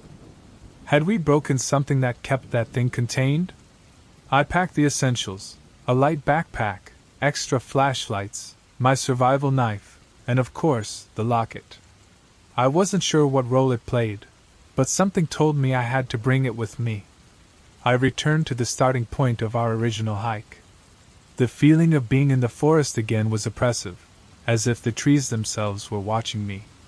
I followed the marks Jamie had left on the map, but they seemed to lead me deeper into the woods, far from any known path. As I moved forward, the symbols started to appear again, carved into the trees, on rocks, even on pieces of wood that seemed to have been placed intentionally. Some were recent, others nearly worn away by time. Night fell before I could find any clear trace of Jamie, and my unease turned into pure terror. I knew what might be lurking in the darkness. Every shadow seemed to move, every sound felt like an invisible threat. Then I saw it. A faint flash of light between the trees. It looked like a lantern, but it flickered erratically. I ran towards it, stumbling over roots and branches, until I reached a small clearing. There was Jamie, standing in the center, staring at something I couldn't see. The light came from a lantern on the ground at his feet. His face was pale, almost lifeless, and his eyes were fixed on a point in the darkness in front of him. "Jamie!" I shouted, running to him. He didn't react. When I reached his side, I realized he was murmuring something, an endless repetition of words I could barely make out. "I can't escape. I can't escape." Before I could shake him awake, I saw it. Among the trees, barely illuminated by the lantern light, stood that figure. Taller than I remembered, thinner, its limbs now seemed to stretch beyond what was possible. But the worst part was its eyes, 2 points of light glowing with an inhuman intensity, fixed on us. "Run!" I screamed, grabbing Jamie by the arm. For a moment, I thought he wouldn't react, but then he began to move, as if something in my voice had snapped him back. We ran together, the lantern casting flashes of light as we blindly moved through the woods. The sounds behind us were indescribable: growls, screeches, branches snapping, as if something much larger than us was chasing us. We stumbled and ran until we reached a different clearing, smaller, with a rock in the center. There were no symbols here, but something in the air felt different, heavy, charged with an energy I couldn't explain. Jamie collapsed to the ground, breathless. I instinctively pulled out the locket and opened it. The photo was still there, intact. But now I noticed something I hadn't seen before. In the background, behind the family, there was a barely visible figure among the trees. It was the same figure that had been chasing us. An irrational, almost instinctive thought flooded my mind. I took the photo out of the locket and placed it on the rock. Then, not fully understanding why, I left the locket open next to it. The forest seemed to hold its breath. The sound stopped. The shadows ceased to move. And when I looked back, the figure was gone. That night, Jamie and I found our way back to the main trail. Neither of us said a word. When we reached the starting point, we both knew we would never return to that forest. The locket stayed there, on the rock, where I believe it belongs. I don't know if what we did actually stopped that thing, or if it simply let us go. But since then, I've felt as though someone's been watching us, like the forest still keeps an eye on us. And so, we continued with our lives. But every time I see a tree in the distance, or hear the wind between the branches, I remember that clearing and wonder if one day that figure will find us again. The weeks after our escape were a blur of failed attempts to regain some sense of normalcy. Jay barely left her apartment, while I avoided places where trees reminded me of the forest. The nights were still the hardest, filled with dreams full of elongated shadows and bright eyes that seemed to watch from dark corners. One day, I received an email with no clear sender. The subject line read, "You are not safe." My first instinct was to ignore it, but curiosity got the better of me. The message contained a single line.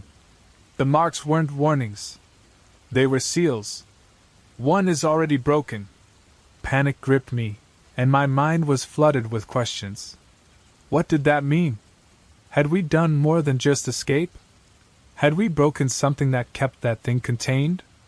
I grabbed my essentials, a light backpack, extra flashlights, my survival knife, and of course, the locket. I wasn't sure what role it played, but something told me I needed to carry it with me. I returned to the starting point of our original hike. The feeling of being in the forest again was oppressive, as if the trees themselves were watching me. I followed the marks Jay had left on the map, but they seemed to lead me deeper into the woods, far from any known path. As I went on, the symbols began to appear again, carved into the trees, the rocks, even on pieces of wood that seemed intentionally placed. Some were recent, others were nearly worn down by time. Nightfall came before I could find any clear trace of Jay, and the unease turned into absolute fear. I knew what could be lurking in the dark. Every shadow seemed to move, every sound an invisible threat. Then I saw it, a faint flicker of light between the trees. It was like a lantern, but it flickered erratically. I ran toward it, stumbling over roots and branches, until I reached a small clearing. There was Jay, standing in the center, staring intently at something I couldn't see. The light came from a lantern on the ground at his feet. His face was pale, almost lifeless, and his eyes were fixed on a point in the darkness ahead of him. "Jay!" I shouted, running toward him. He didn't react. When I reached his side, I realized he was murmuring something, a constant repetition of words that I could barely make out. "I can't escape. I can't escape." Before I could shake him, I saw it. Between the trees, barely illuminated by the light of the lantern, was that figure. taller than I remembered, thinner, its limbs now seeming to stretch beyond what was possible. But the worst part were the eyes, 2 points of light, glowing with an inhuman intensity, locked on us. I screamed, grabbing Jay by the arm. For a moment I thought he wouldn't react, but then he started to move, as if something in my voice had awakened him. We ran together, the lantern flickering wildly as we blindly made our way through the forest. The sounds behind us were indescribable, growls, shrieks, branches snapping, as if something much larger than us was chasing us. We stumbled until we reached another clearing, smaller this time, with a rock in the center. There were no symbols here, but something in the air felt different, heavy, charged with an energy I couldn't explain. Jay collapsed to the ground, breathless. I instinctively pulled out the locket and opened it again. The photo was still there, intact, but now I noticed something I hadn't before. In the background, behind the family, there was a figure barely visible among the trees. It was the same figure that had been chasing us. An irrational thought, almost instinctive, washed over me. I pulled the photo from the locket. I placed it on the rock, then, without truly knowing why, I left the locket open beside it. The forest seemed to hold its breath. The sounds ceased, the shadows stopped moving, and when I looked back, the figure had vanished. That night, Jay and I found our way back to the main path. Neither of us said a word. When we reached the starting point, we both knew we would never return to that forest. The locket stayed there on that rock, where I believe it belongs. I'm not sure if it truly stopped that thing or if it simply allowed us to leave, but since then, I've felt like someone is watching us, as though the forest still keeps an eye on us. Jay and I carried on with our lives, but every time I see a tree in the distance, or hear the wind between the branches, I remember that clearing and wonder if that figure will ever find us again. The weeks following our escape were a blur of failed attempts to return to normality. Jay barely left his apartment, while I avoided places where the trees reminded me of the forest. The nights remained the hardest, filled with dreams of elongated shadows and bright eyes that seemed to peer from dark corners. One day, I received an email with no clear sender. The subject line simply said, "You're not safe." My first impulse was to ignore it, but curiosity won. The message contained a single line. The marks weren't warnings, they were seals. "One is already broken." Panic swept over me, and my mind flooded with questions.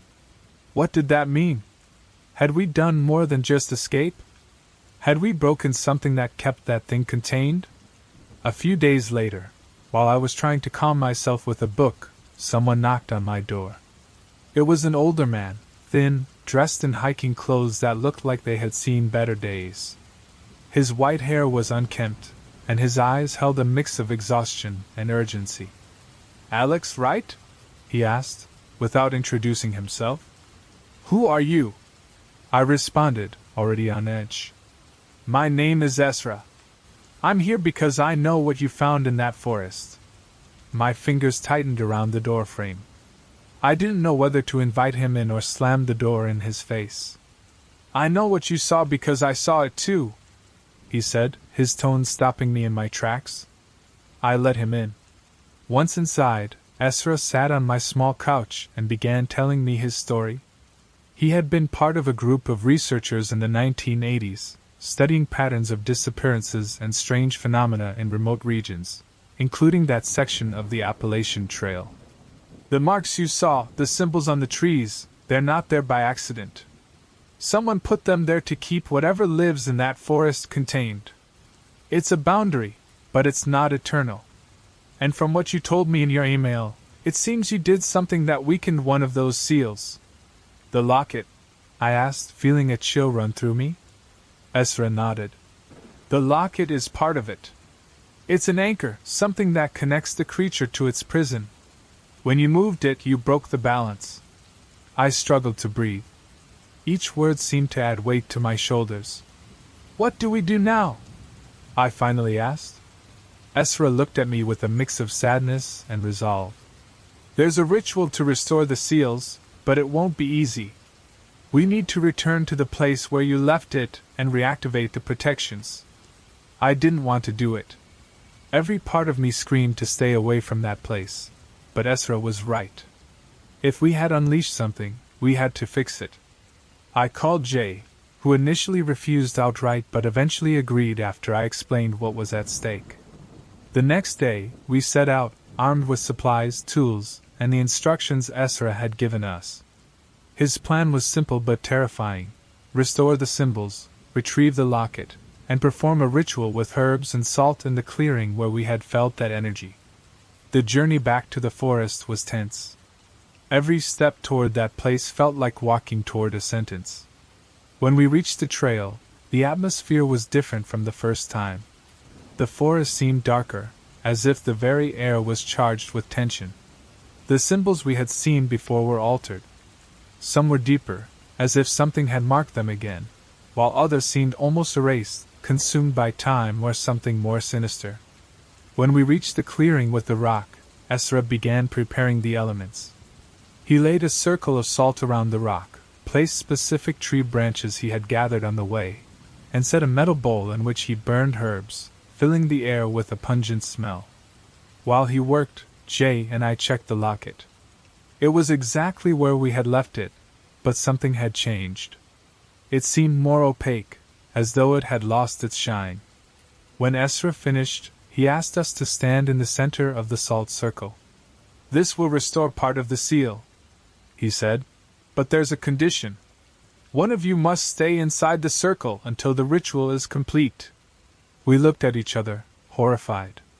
"What does it mean to stay?" Jay asked, his voice trembling. Ezra avoided our gaze. "That thing will come. It will try to interrupt the process. The one inside the circle must keep it away, no matter what happens." "And what happens to the one outside the circle?" I asked, my throat dry. "Only the circle is safe," Ezra said. The silence became heavy. Finally, Jay stepped forward. "I'll do it." I wanted to protest, but he interrupted me. "This started because I followed you. It's my turn to protect you." Ezra began the ritual, reciting words in a language I didn't recognize, as the locket glowed faintly in the center of the circle. The forest seemed to react. The trees creaked and a cold wind began to blow, and then the figure emerged from the shadows, larger and more defined than before. Its face was an absolute void, and its limbs moved with an unnatural speed. It lunged toward the circle, but something in the salt stopped it, as if an invisible barrier kept it at bay. Jay didn't move, although I could see the fear in his eyes. He shouted something, a mix of defiance and desperation, while the creature tried to break the boundary of the circle. Ezra continued reciting the incantation, her voice steady despite the chaos around us. Finally, the reliquary emitted a blinding flash. The creature let out an inhuman scream, a sound that resonated throughout the forest like thunder, before it vanished. When it was over, Jay stood trembling. But Ezra helped us dismantle the circle and recover the reliquary. "It's contained," she said at last, though her expression was grim. "For now." I didn't ask what she meant by "for now," knowing the answer wouldn't be something I wanted to hear. We left the reliquary in the clearing as part of the restored seal, and though we walked out of the forest alive, we knew we would never be the same again. To this day, I don't know if what we did was enough. Sometimes, on quiet nights, I think I hear that low, guttural growl, and I wonder if the seals will ever break again. We left the forest at dawn, physically and mentally exhausted. Ezra accompanied us to the main trail, where she assured us that the seals were strong enough to contain whatever dwelled in those depths. But her gaze, as she bade us farewell, didn't inspire confidence. "This isn't permanent," she said, adjusting her backpack, ready to disappear on her own. "The seals will hold as long as no one disturbs them. But if someone returns, if they try to break what we've fixed..." She paused, her face somber. "You already know what happens." She left us there without waiting for a response. Jay and I watched her vanish between the trees, as if the forest had swallowed her whole. We didn't speak on the way back to the car. There was a heavy feeling between us, a certainty that, even though we had survived, this wasn't truly over. The following weeks were complicated. Jay and I tried to return to our normal lives, but the weight of what we had lived through was always present. Jay began having nightmares, waking up sweating and trembling almost every night. As for me, I started noticing strange things. First, it was the sounds, a creaking in the floor when I was home alone, the whispering of the wind that sometimes seemed to carry words. Then, there were shadows moving just out of my sight, too quick to be real but impossible to ignore. I tried to convince myself that they were just paranoias, the result of sleepless nights and too many memories of the forest. But one night, while going through old photos on my phone, I noticed something that sent a chill through my body. In one of the pictures I had taken during our first hike, before we reached the clearing, something between the trees, a tall, thin figure, barely visible in the shadows. It wasn't in the frame when I took the picture, or at least that's what I thought. A month after leaving the forest, I received a letter. It was from Esra. The words were handwritten in firm but hurried handwriting. "Alex, the seals are holding, but I've noticed unusual activity near another point in the forest. I think something else is trying to cross. If you've been feeling watched, don't ignore it. Stay alert. This isn't over." The message was as clear as it was terrifying. We weren't safe, not completely. That night I called Jay, but his phone went straight to voicemail. After several unanswered calls, I decided to drive to his apartment. When I arrived, the door was locked, but the lights were on. I knocked loudly, but there was no answer. Finally, I found the spare key he had given me and let myself in. The scene I found took my breath away. The apartment was in disarray, as though someone had fled in a hurry. The dining table was covered with papers, maps, and drawings I recognized instantly, the same symbols from the forest. But there was something else. In the center of one sheet, Jay had written, "It's here. I'm sorry. I can't let it reach you." Panic set in as I searched every room, every corner of the apartment, but Jay was nowhere to be found. The only thing I found was his lantern, still on, flickering weakly on the living room floor. I knew what had happened. Jay had gone back to the forest alone. This time, though, he didn't want to return. Every fiber of my being told me to stay away from that place forever. But I knew I couldn't leave Jay alone there. I knew what it meant to face that thing without help. I gathered what was necessary and I drove back to the starting point. The forest seemed darker, more menacing than ever before, but I had no other choice. This time, the markings on the trees were different. The lines were deeper, as if someone or something had recently made them. Some were even incomplete, interrupted by fresh cuts that looked like scratches. I moved forward, my senses heightened, alert to every sound. Then I heard something, a low, guttural whisper that seemed to come from everywhere at once. "Jamie!" I screamed, my voice trembling. There was no response. The forest suddenly seemed to open up, leading me into a clearing. But it wasn't just any clearing. At its center was a circle of symbols carved into the ground, all interconnected by lines that glowed faintly with a bluish light. And there, standing at the center of the circle, was Jamie. But something wasn't right. His eyes glowed with the same blue light as the symbols, and his posture was stiff, as if he were trapped within his own body. Just outside the circle stood the figure, bigger than ever, with impossibly long limbs and eyes that glowed like embers. But it didn't move. It stayed right at the edge of the circle, as if something was holding it back. "Jamie!" I cried, but he just looked at me. For a brief moment, his expression changed. "Don't enter the circle," he whispered, his voice barely audible. "Jamie, let's go!" I shouted. But he shook his head. "This is the only thing keeping it here. If I leave, it's free." My eyes filled with tears as I realized what he meant. Jamie had sealed that thing, but the price had been his own entrapment. "I'm sorry, Alex," he said, his voice breaking. "It had to be done." The figure moved slightly, as though it sensed my presence. I instinctively stepped back, knowing I couldn't help him, not without breaking the seal and releasing whatever that thing was. "Never come back here," Jamie said, his voice firm despite everything. With a broken heart, I stepped back slowly, unable to look away from my friend trapped in the center of the circle. When I finally emerged from the forest, the first light of dawn broke through the darkness. Jamie had saved everyone, but at a cost he would never be able to repay. Since then, I've kept my distance. I've never returned to the forest, but the nights are still filled with whispers and shadows. And every time I think of Jamie, of his sacrifice, I wonder how long it will be before those seals break again.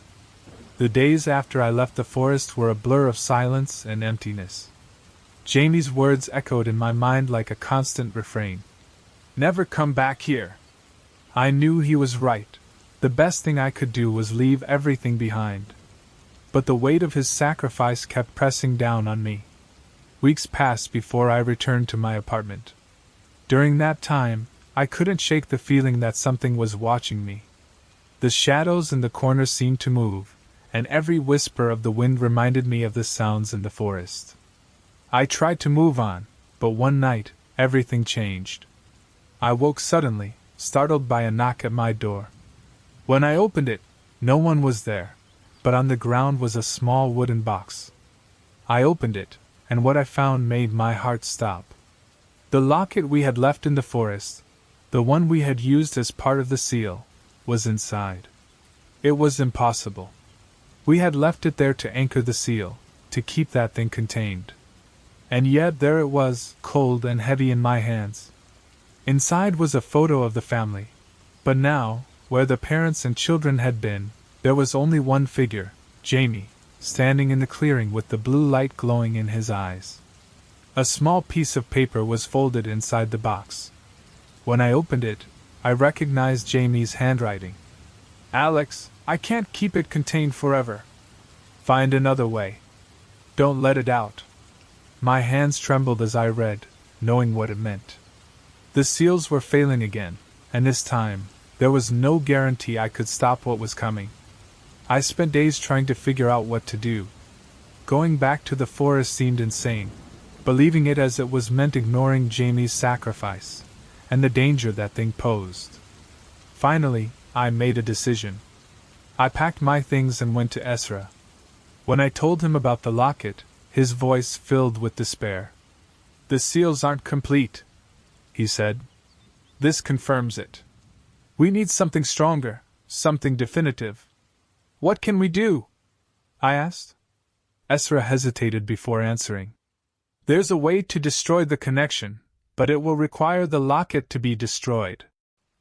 The words fell on me like an impossible weight to bear. Destroying the relic would mean freeing Jay from his prison, but it would also eliminate any trace of him forever. We returned to the forest, Ezra and I. This time, we didn't just carry supplies, but specific tools for the ritual: a ceremonial bowl, purified salt, and fire.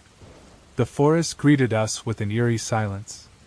The marks on the trees were almost erased, and the air seemed to vibrate with energy. I knew the creature was close and that it wouldn't let us complete the ritual without a fight. When we reached the clearing, the circle was damaged. The lines etched in the ground had been scraped away, and the relic no longer glowed.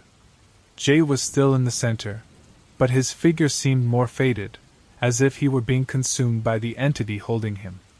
"It's time," Ezra said, starting to prepare the ritual. We lit the fire, placed the relic in the center, and began reciting the words Ezra had taught us. The forest seemed to explode with movement, branches breaking, inhuman screams echoing around us, and shadows rushing toward us. The figure materialized at the edge of the clearing, larger and more terrifying than ever. I knew that what we were doing was its end, and it was desperate to stop us. Jay raised his gaze, his eyes still glowing with that blue light. For a moment, His voice cut through the chaos. "Do it, Alex! Finish it!" With tears in my eyes, I threw the relic into the fire. The flames shot up with a blinding flash, and the clearing filled with a scream that seemed to shake the very earth. The figure vanished in a whirlwind of shadows, taking with it the last traces of Jay. When it was over, the forest fell silent again. Ezra and I stood there, exhausted, staring at the ashes where the relic had been. We knew what we had done was necessary, but the price was too high. Jay was gone, not just physically, but completely. It was as if he had never existed, a total sacrifice to ensure that the creature could never return. Since then, I have avoided anything that reminds me of the forest, but on the darkest nights, when the wind blows with a strange lament, I feel a presence. I don't know if it's Jay watching me from wherever he is, or something else, waiting for another chance to return.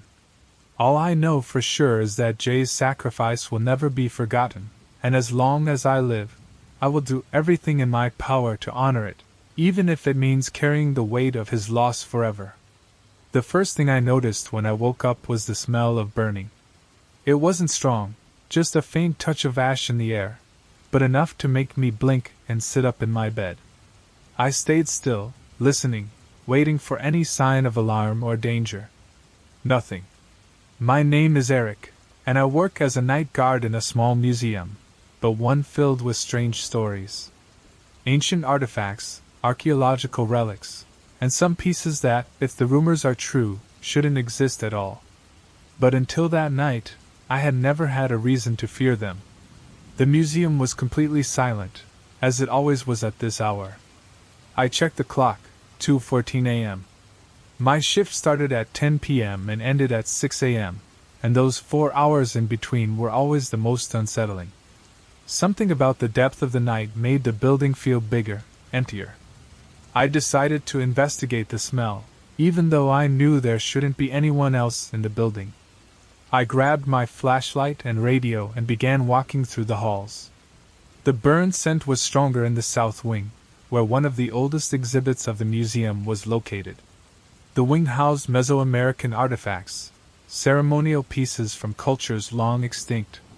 There was one display case in particular that had always given me chills, a figure carved in obsidian, known as the Watcher. According to the exhibit descriptions, it was a ceremonial object said to guard the entrance between worlds. I always thought that was a fancy way of saying it was decorative. That night, the display case was open. The obsidian figure was out of place, tilted to one side as if someone had hurriedly moved it. The smell of burning was stronger here, almost overwhelming, and when I shone my flashlight on the floor, I saw something that made me step back. Black footprints, as if someone had stepped in ashes and walked around the display case. I pressed a button on my radio. "Is anyone else in the building?" I asked, my voice low. Static was my only response. I left the flashlight on the display case and I examined the figure. It was small, barely the size of my hand, but the details were eerily precise. Its eyes seemed to be made of some sort of semi-precious stone, faintly glowing in the lantern's light. As I watched it, I felt a change in the air, as if something invisible had moved behind me. I quickly turned around, but saw nothing. That's when I heard the first sound, a low whisper, barely audible yet unmistakable. It didn't come from any speaker or system in the museum. It came from somewhere within the room. "Hello?" My voice trembled. The whisper ceased, replaced by a creaking sound, like old wood groaning under pressure.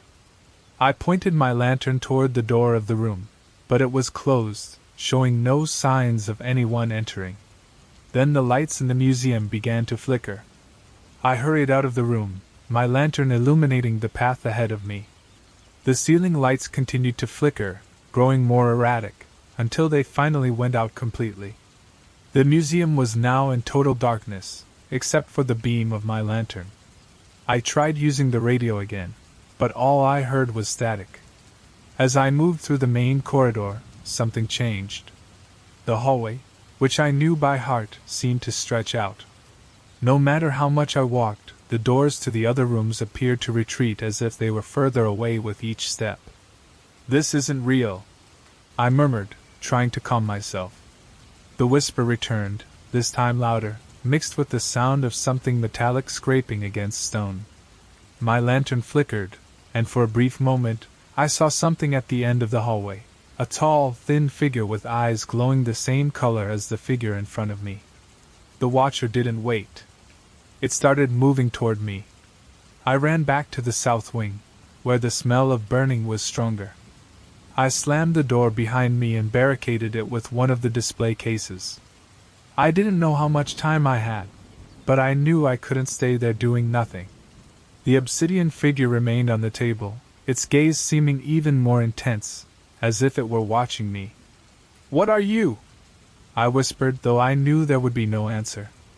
At that moment, I noticed something I hadn't seen before, a faint inscription at the base of the figure, nearly erased by time. I used my lantern to read it, my lips moving as I spoke the words. "The Watcher does not guard.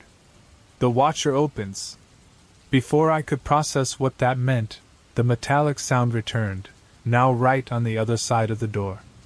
I remembered the ash marks on the floor, and without thinking twice, I used my lantern to search for more patterns.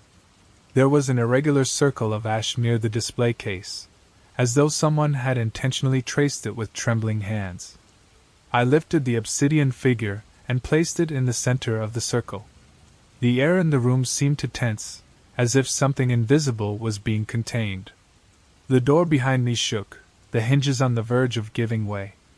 I could hear a growl from the other side, something that wasn't human. "Please work," I whispered, my voice barely a thread. I pressed the figure down, feeling the obsidian vibrate under my hands, and then everything stopped. The museum was silent. When the lights returned, the hallway was empty. The door I had blocked was intact, as if it had never been forced. The ash marks had disappeared, and the Watcher was back in its place inside the display case. I called the museum director and told him that someone had tried to enter. I didn't mention the things I had seen or heard. Who would believe me? Since that night, the museum feels different, heavier, darker, as if something is waiting. And every time I pass by that display case, I feel like the eyes of the Watcher are still watching me. The cold wind battered the windows of the small motel, a sound that mixed with the occasional snap of the flickering neon sign outside. The place had a desolate air, as if it were the last refuge before oblivion. I was sitting on the edge of the bed, staring at the old, rusted key in my hand. I had arrived there by accident, but something about the atmosphere told me I shouldn't have. My name is Han, and up until that night, I had considered my life normal, even boring. But after that encounter, I realized some doors are never meant to be opened, and some secrets should remain buried. It all started with a detour. The GPS had lost signal, and before I knew it, I found myself driving down a back road I didn't recognize. When I saw the sign for Hollow Pines Motel, a sense of relief washed over me. It was late, and I needed to rest before trying to find my way back in the morning. The receptionist was a middle-aged man with an impassive expression. "Room for one night?" he asked, his eyes fixed on some point behind me. "Yes, I just need to rest," I replied. He handed me the key without saying anything else. But as I walked toward my assigned room, he murmured something I could barely hear. "Don't go out after midnight." I stopped and looked at him. "Sorry?" But he had already returned to his newspaper, as if he had never said anything. The room was clean, though it had an outdated feel. A double bed, a floor lamp, and an old television that probably hadn't worked in years. But what caught my attention the most was the door on the opposite side of the room. It was small, barely tall enough for someone to crouch to get through. I tried turning the knob, but it was locked. The key they had given me didn't fit the lock. "How strange," I murmured, feeling a twinge of discomfort. Ignoring the door, I flopped onto the bed and tried to sleep. It was close to midnight when I woke up. Something was out of place. The air in the room had changed. It felt heavy, charged with an electricity that made my nerves stand on end. Then I heard it. A faint whisper, barely audible, coming from the small door. At first, I thought I was imagining it, but the sound persisted, a rhythmic murmur, as if someone was speaking on the other side. "Hello?" I asked, my voice trembling. The whisper stopped. The room fell into a deathly silence. I tried to convince myself that nothing had happened, that I was just dreaming. But then the door handle turned slowly, as if someone were pushing it from the other side. I jumped up, retreating to the bed. "Who's there?" I shouted, my voice echoing in the small room. The door creaked open, revealing a narrow hallway that shouldn't have been there. I couldn't see the end, just darkness that seemed to absorb the light from my standing lamp. Against all instincts, I took a step forward, peeking into the hallway. "Hello?" The whisper returned, clearer this time, and it seemed to come from everywhere. I didn't understand the words, but there was something in them that made my blood run cold. I tried to step back, close the door, and forget everything, but my feet wouldn't move. It was as if something invisible was pushing me into the hallway. I don't remember how long I walked. The hallway seemed endless, the walls narrowing with every step. The lamp I had brought flickered and finally went out, leaving me in complete darkness. Then I saw the light. It was weak, a bluish glow emanating from a figure at the end of the hallway. I couldn't stop myself. I walked closer. The figure was a woman, or at least she seemed to be. She stood motionless, her face hidden by dark hair. When she lifted her head, my legs almost gave way. Her face was empty. Literally, there were no eyes, nose, or mouth. Just a smooth, pale surface. But somehow, I knew she was looking at me. "Why did you come here?" said a voice in my mind, clear and cold as ice. "I don't know," I stammered, feeling panic take over. The figure took a step forward, her movement fluid, almost natural. "You opened the door," the voice continued. "And now you're part of this." "Part of what?" I screamed, my voice breaking. But before she could answer, the floor beneath my feet disappeared, and I fell. I woke up in the motel bed, gasping and covered in sweat. The lamp was still on, and the small door was closed as if it had never opened. For a moment, I thought it had all been a dream. But when I looked at my hand, I saw something that made me freeze. A small symbol was etched into my palm, a circle surrounded by strange lines. I panicked and fled the motel without looking back. Weeks have passed since that night, but the symbol hasn't faded. Sometimes I feel it burn, as if something inside me is changing. And at night I hear whispers, words I don't understand, but they fill me with a fear I can't explain. I don't know what that door was, or what brought me back, but I know this: I'm not alone. Something follows me, a shadow that's always at the edge of my vision. If you ever find a door that shouldn't be there, don't try to open it. Because once you cross it, you never know if you'll be able to return. Since I escaped from MH Pines, my life has been a chain of inexplicable events. Though I tried to return to normal, that night left deep scars, both visible and invisible. The symbol engraved on my hand was just the beginning.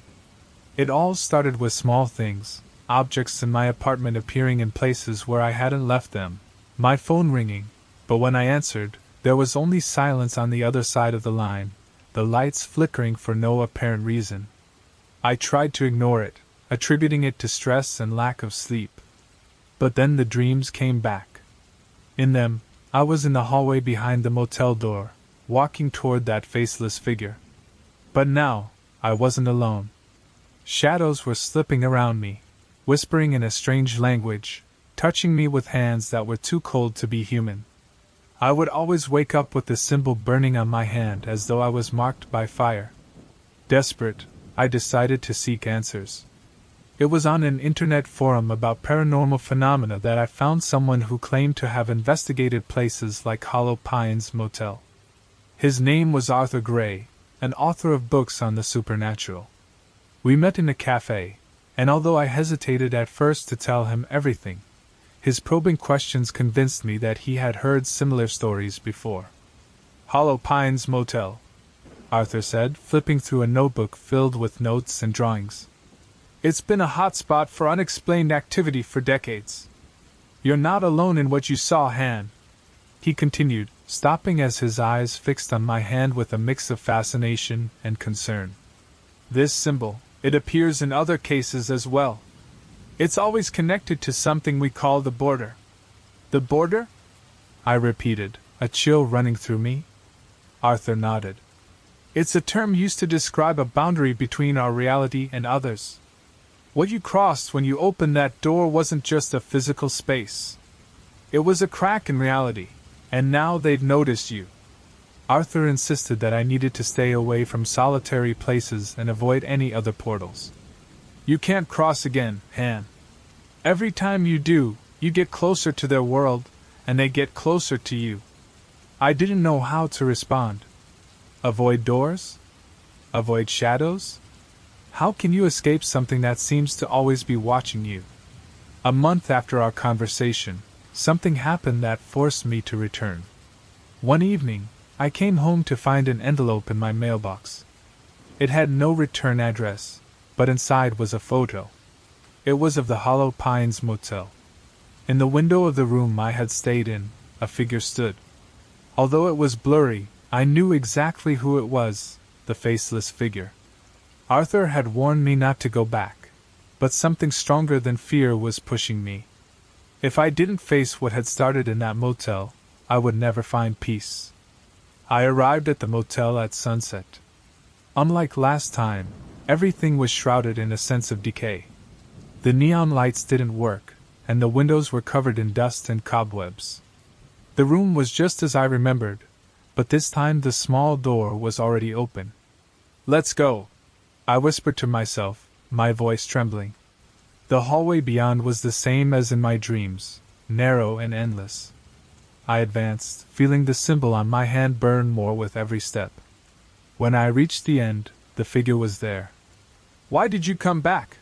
The voice resonated in my mind, deep and overwhelming. "I want answers," I replied, my voice firm despite the fear. The figure tilted its head as if considering my words. "You opened the door. Now you're part of us." "I don't want to be part of anything," I said, stepping back, but the figure extended a hand. "You can't undo what you've done. But perhaps we can help you understand." The figure didn't move, but somehow, images began to fill my mind, past lives, parallel realities, places where time didn't make sense. The symbol on my hand was an anchor, a link between worlds. "You need us as much as we need you," said the figure. I understood that by opening that door, I had done more than just cross a physical threshold. I had awakened something inside of me, something that connected me to them. "And now what?" I asked, my voice barely a whisper. The figure didn't answer. Instead, everything faded into a burst of light. When I woke up, I was in my bed, the symbol on my hand burning like never before. Since then, the shadows no longer follow me, but I don't feel completely human either. At night, when I close my eyes, I can see things I shouldn't see, hear voices from far-off places. I'm a door now, and they're always there, waiting. And although I still don't fully understand what it all means, I know that my life will never be the same. If you ever find yourself standing in front of a door that shouldn't be there, remember my story.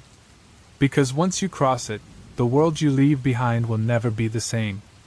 The first sign that something was wrong came with a shift in the wind. I noticed it as I walked toward the dock, a cold gust that sent chills down my neck, leaving a faint smell of ozone in the air, as if a thunderstorm were approaching. Yet, the sky was clear, and the full moon shone brightly over the lake. The water was eerily still, as though the whole world was holding its breath. My name is Laura, and I am a park ranger at Deepwater National Park. After 5 years of patrolling these mountains and lakes, I thought I had seen everything nature could offer, from fierce storms to encounters with bears. But nothing could have prepared me for what happened that night. The day had started quietly, with the usual visitors enjoying the trails and water activities. It was one of those summer nights when the park was almost deserted after the campers retreated to their tents. It was just me and another ranger, Peter, who was patrolling the main entrance while I checked the more remote areas. That night, my task was to inspect the cabin at the far north end of the lake, a secluded shelter used by researchers and occasionally by experienced hikers. It had been unoccupied that week, but the regulations required regular checks. When I arrived at the lake, everything seemed in order, except for the unnerving stillness in the air. I walked toward the dock, my flashlight cutting through the darkness. As I neared the cabin, I noticed something strange: muddy footprints on the wooden planks of the dock, as though someone had stepped out of the water barefoot.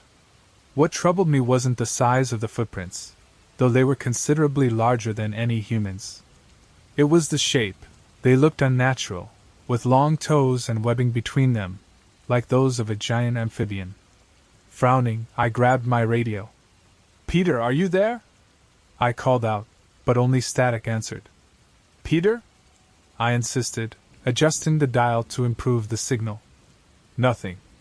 I decided it would be better to inspect the cabin before worrying too much. It was possible my radio was malfunctioning, something common in the more remote areas of the park. Still, I couldn't shake the feeling that I was being watched as I climbed the porch steps. The door was ajar, something that should never have happened. Upon entering, I felt a chill run down my spine. The inside was a disaster: chairs overturned, papers scattered, and something written on the wall in dark mud. "Leave! Whoever you are!" I stepped back slowly, my breath quickening. Just as I was about to run to my truck, I heard a splash. I turned toward the lake and saw something that left me frozen in terror. On the water's surface, about 20 meters from the dock, a figure was slowly emerging. At first, I thought it was a swimmer, perhaps a camper who ignored the no swimming at night warnings. But as it rose further, I realized I was wrong. The figure was tall, taller than any human, its skin a glowing gray-green under the moonlight, covered in something resembling algae. Its enormous, completely black eyes stared at me as it remained half submerged in the water. I don't know how long we stared at each other, but when I finally reacted, I clumsily backed away toward the cabin. In my rush to escape, I tripped on the doorframe and fell backward. By the time I looked back at the lake, the figure had vanished, but the water was still rippling. I ran back to my truck, gasping for air and my heart racing wildly. I jumped in, slammed the door shut, and tried to start the engine. I turned the key, and the engine sputtered but didn't start. Come on, I murmured, banging on the steering wheel. Suddenly, the radio turned on by itself, emitting distorted static. At first, I couldn't make out anything, but slowly, words began to form. "Don't look at them. Get out of there now." I recognized the voice, Peter's. "Peter?" I screamed into the mic. "I'm at the North Lake cabin. There's something here. I need help." But the radio returned to static, leaving my plea unanswered. I realized I couldn't stay in the truck, especially if the figure from the lake returned. Grabbing my flashlight and survival knife, I made my way toward the trail leading to the main campsite. The moon provided some light, but the shadows between the trees seemed to shift in ways I couldn't explain. I hadn't gone more than 200 meters when I heard something behind me, a creak, a whisper. I spun around quickly, shining my flashlight, but there was nothing. Just the trees and the night. The mist that was beginning to lift from the ground quickened my pace as I tried to stay calm. But the sounds kept coming, getting closer and closer to the water. "What did you say? That we shouldn't go into the water? Now there's no choice." With no time to argue, I let myself fall into the lake, and I followed. The water was freezing, stealing my breath away as we sank until it reached our shoulders. The creatures stopped at the edge of the dock, watching us with those horrific faces. as if the water was a barrier they couldn't cross. "Why are they stopping?" I whispered, trembling. Peter shook his head, his breath ragged. "I don't know, but I'm not sticking around to find out." We moved slowly, drifting away from the dock toward the darkness of the lake. The water felt heavy, almost viscous, and each stroke took monumental effort. But the creatures didn't follow, they just stood still, watching us like statues. As we moved forward, I noticed something strange beneath us, a faint glow at first, but it grew brighter with each passing second. "Peter, do you see that?" I asked, pointing downward. He nodded, his expression hardening, as if something was trying to pull me under. I screamed, kicking frantically, but the grip only got stronger. Peter grabbed my hand, pulling with all his strength. "Don't let go!" The water around us began to bubble, and a deafening roar filled the air. Suddenly, the pull stopped, and the glow disappeared as quickly as it had come. We both swam toward the opposite shore, gasping and trembling, not daring to look back until our hands touched solid ground. We didn't speak as we ran back to the main camp. Everything was silent except for our hurried footsteps and ragged breaths. When we reached the base, Peter called the authorities, but when they returned to the lake with a search team, they found nothing, no tracks, no creatures, not even the dock we had left behind. Months have passed since that night. The park is closed for safety reasons, and Peter and I hardly ever talk about the incident, though we both know we will never forget it. Some nights, I still hear that hum, resonating deep in my mind. And though I try to convince myself it was just a dream, I can't shake the feeling that whatever we saw that night is still out there, waiting beneath the water, waiting for us. The storm began with a thunderclap that shook the windows of the house. It wasn't just any storm. The clouds seemed like a black shroud swirling in the sky, as if they were alive. I found myself in my grandmother's old house, miles from any civilization, waiting for the night to pass. But this storm brought more than wind and rain. It brought something that had been dormant for a long time. My name is Helena, and until that moment I had always thought the stories about my grandmother's house were just that, stories. The house was huge, with high ceilings and hallways that seemed to stretch on forever. I had grown up hearing tales about how my grandfather built it with his own hands, and how every plank and brick had a specific purpose. "This house is alive, Elena," she would always say. I used to laugh it off, but now, trapped in a storm that howled like a wounded animal, I was beginning to understand what she meant. That night the lights went out. The silence that followed was so deep, it felt like even the sound of my breathing was a scream. I grabbed a lantern and ventured through the hallways, searching for candles or something to distract me. That's when I heard the footsteps. They came from upstairs, from a floor where no one had lived in years.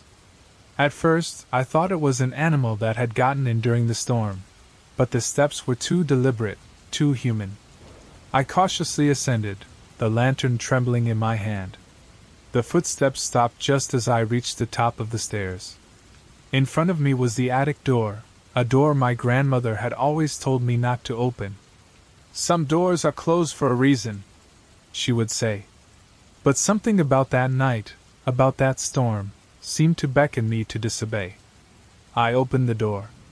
The air was charged, as if an electric current was running through the beams of the ceiling. The attic was filled with old boxes, covered in dust and cobwebs. But what caught my attention was the mirror. It was enormous, with a carved wooden frame that seemed to move under the lantern light. As I approached, a chill ran down my spine. The surface of the mirror didn't reflect the room as it should have. Instead, it showed something else, something impossible. The reflection was of the same room, but empty, save for a figure in the back, standing in the shadows. I couldn't see its face, but I could feel its eyes on me. "Who's there?" I asked, my voice trembling. The figure raised a hand, pointing directly at me. And then the mirror darkened, as if the light had been switched off from within. I slammed the attic doors shut and ran back downstairs, my heart pounding in my chest, but the house no longer felt the same. The hallways seemed longer, the shadows deeper, and the footsteps had returned, this time, much closer. I sought refuge in the living room, lighting every candle I could find. That's when I saw it. The book was on the coffee table, an unfamiliar volume I had never seen before, its cover black, with golden letters that faintly glowed on the front. The title was written in a language I didn't recognize. I opened the book carefully, feeling the air around me grow heavier with each page I turned. The words inside seemed to shift and rearrange themselves as I tried to read. By the time I reached the end of the book, I understood what my grandmother had meant when she said the house was alive. It wasn't just a house. It was an anchor, a connection between our world and something much older, something that shouldn't exist. A knock at the front door made me jump. I glanced at the clock. It was 3:33 a.m. No one should be there at this hour, especially not in the middle of a storm. I moved slowly, my flashlight aimed at the door. "Who's there?" I whispered, my voice barely a breath. "Open it, Helena!" a voice called from the other side. It was my grandmother's voice. My hand trembled on the doorknob.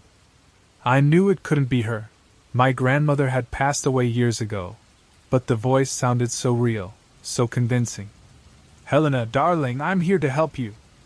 I took a breath and turned the knob. The door creaked open to reveal, not my grandmother, but the figure from the mirror. Now I could see it clearly. Its face was a mask of shadows, with eyes that burned like embers.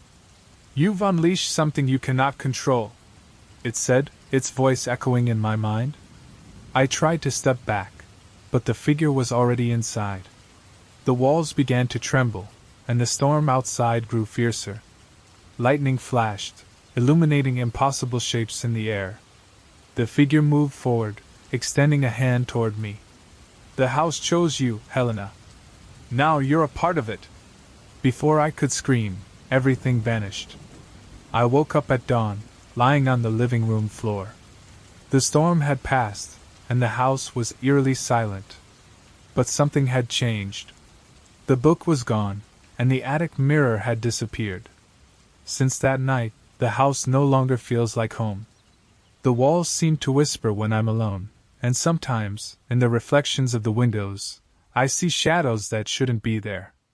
I don't know how much longer I can stay here, but one thing is certain, the house won't let me leave so easily. And something tells me that storm was only the beginning. The first sign that something was wrong came with the smell. A sharp, metallic stench filled the air in a way that couldn't possibly be natural. I stopped on the path, my lantern trembling in my hand, as the night wind rustled the leaves around us. "Do you smell that?" I asked softly, turning to Sam, my partner on this impromptu expedition into the woods. He nodded, jaw clenched. "Yeah, that's not normal. None of this is."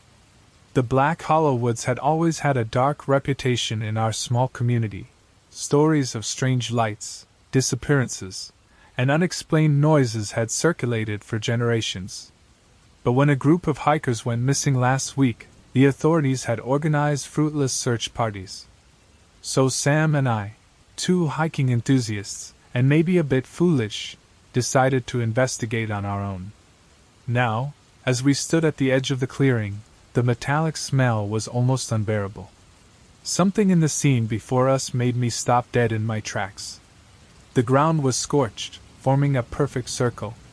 Inside that circle, there were markings I didn't recognize, etched deep into the earth, as though something incredibly heavy had left them behind. But the most disturbing thing was what lay in the center, a twisted tree, completely black, as if it had been burned, though there were no signs of a recent fire.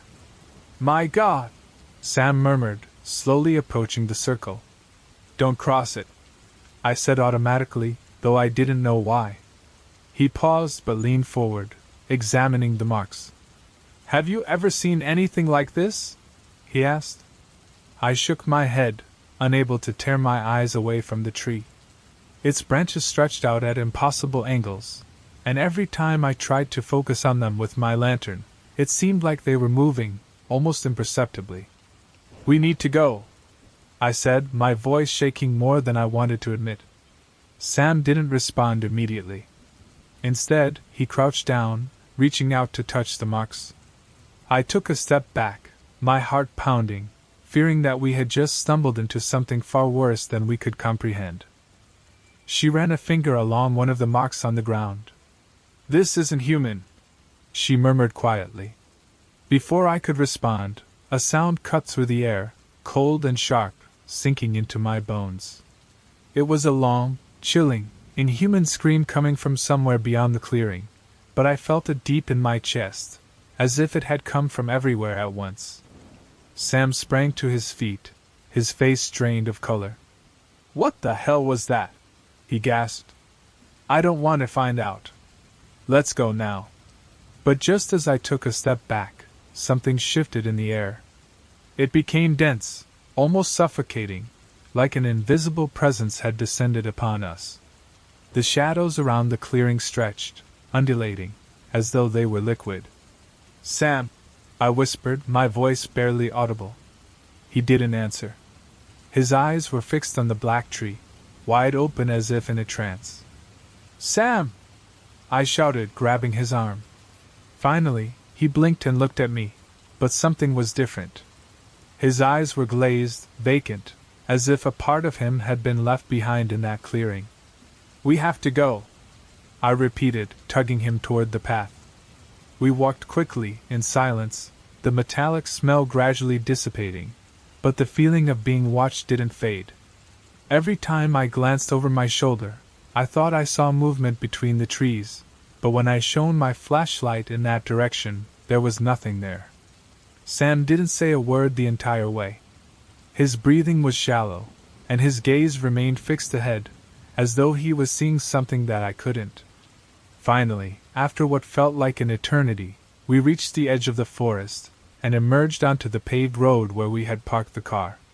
It was a relief to see the lights reflecting off the car's body, a tangible connection to the normal world. "Are you okay?" I asked Sam as we neared the vehicle. He didn't answer. He simply climbed into the passenger seat and slammed the door shut. As I drove back toward the village, I tried to speak to him several times, but each attempt was futile. He only stared out the window, his face pale, his hands clenched into fists. That night, I woke up with a start. I had dreamt about the clearing, the black tree, and the marks on the ground. But the worst part was the sound. The inhuman scream echoed in my mind like an endless, haunting refrain. I tried calling Sam the next day, but he didn't answer. Days passed without any word from him, until I finally decided to go to his house. His car was in the driveway, but when I knocked on the door, there was no response. A bad feeling washed over me. I called the police. When they arrived and entered his house, they found him on the living room floor, murmuring something in a language no one could recognize. They rushed him to the hospital, but it was too late. Sam never spoke coherently again. Sometimes he would mutter disconnected words like roots, darkness, and blood. Other times, he just rocked back and forth, eyes fixed on something that only he could see. I tried to move on, but the clearing and the black tree still haunt me. No matter how much time passes, I can feel the forest calling to me, as if something in it knows that it hasn't finished with me. One day, I found a drawing in my notebook, though I don't remember making it. It was the tree with its impossible branches, surrounded by the same marks on the ground. And underneath, in shaky handwriting, was a single word: return. I don't know how much longer I can resist. Sam was taken to the hospital, but nothing helped. He never spoke coherently again. Sometimes he would say strange, disconnected words like roots, darkness, and blood. Other times, he just rocked back and forth, staring at something that only he could see. I tried to move on, but the clearing and the black tree continued to stalk me. No matter how much time passes, I can feel the forest calling to me, as if it knows it hasn't finished with me. One day, I found a drawing in my notebook. I don't remember drawing it, but it was there, the tree, with its impossibly twisted branches, surrounded by the marks on the ground, and beneath it, a single word, written in clumsy letters. Return. Beneath clumsy letters, a single word had been scrawled, regressa, return. I didn't know how much longer I could hold on. The Blackthorn Lighthouse had always been a place of mystery. Built in 1882, its light had guided countless ships through the treacherous waters of the Dark Cape. But it was also known for strange tales, stories of disappearances, odd lights in the sky, and shadows moving among the rocks. Even on the sunniest of days, I had never truly believed these stories. Well, not until that one night. My name is Satan, and I worked as a wildlife keeper, seeking solace away from the noise of the world. But in this isolated place, surrounded only by the ocean and the constant spinning of the lighthouse's beam, I discovered that there are things in this world that can't be explained, and others that should never be seen. I had just arrived at the lighthouse 3 days ago, taking over for Martin, the previous keeper. He had his quirks, as he said while lighting a cigarette at the dock. Keep the light on all night, no matter what. Don't turn it off. And if you hear something strange, don't go investigating. Something strange? I had asked, laughing nervously. Voices, noises, things that shouldn't be here, he had replied. I thought he was joking. Now I know he wasn't. The first night was calm, aside from the howling wind and the constant creaking of the old lighthouse as it withstood the ocean's assault. But the second night, that was different. I was in the control room, reading a book and occasionally checking the lighthouse systems when I heard it. A thud. At first, I thought it was the wind, a branch, or some rock tossed by the waves against the walls. But then, it happened again. 3 slow, deliberate knocks, as if someone were knocking on the door. I grabbed my lantern and hurried downstairs.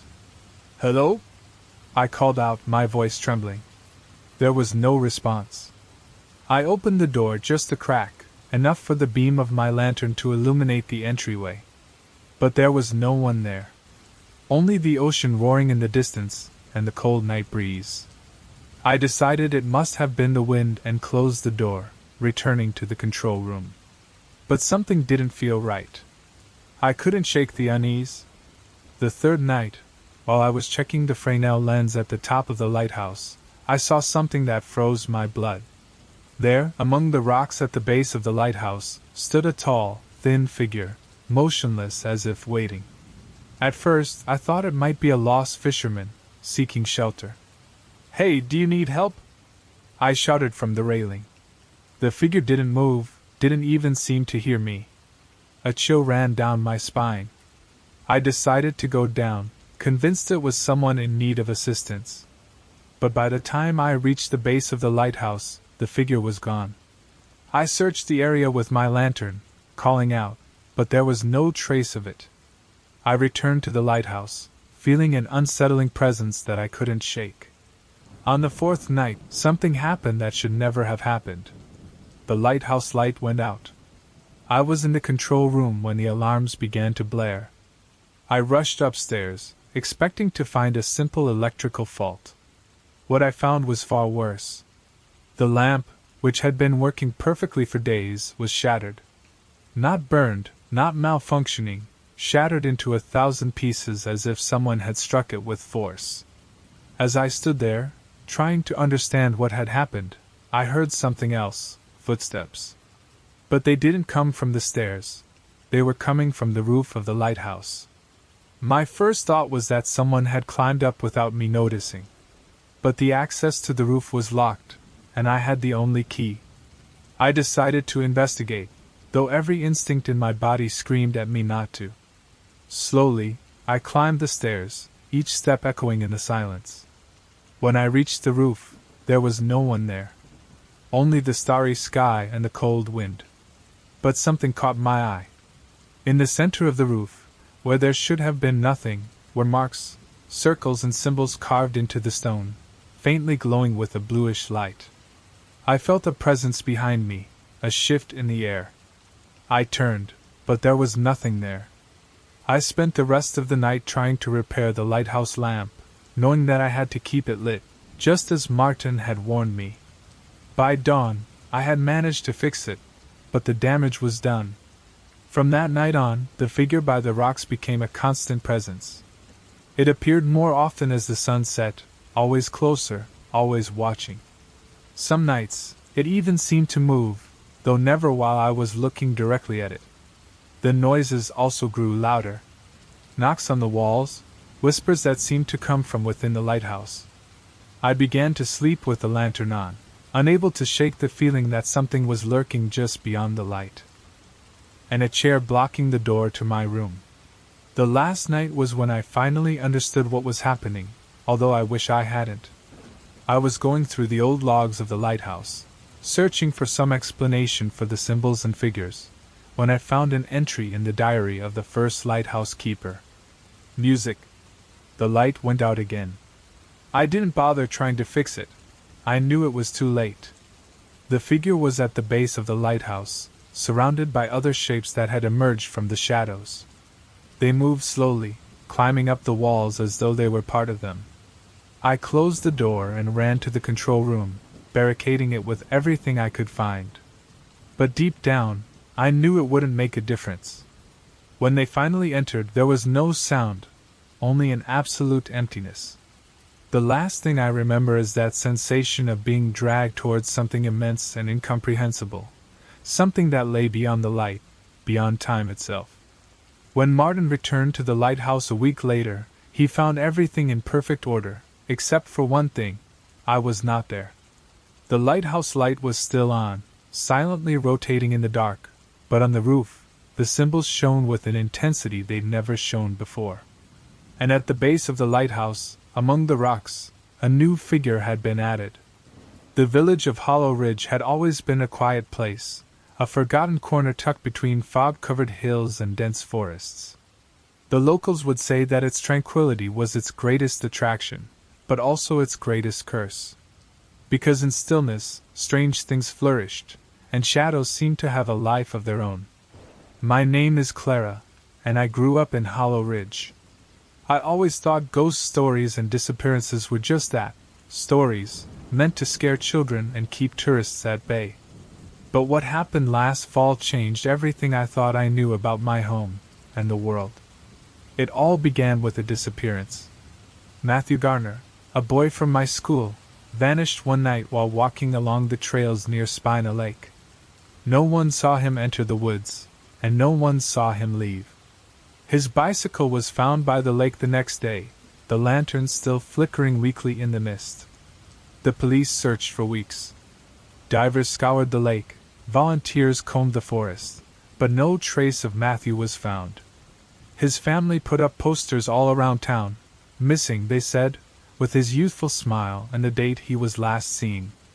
The lake became an unofficial forbidden place, but the parents made sure no one went near, except for me and my friends, of course.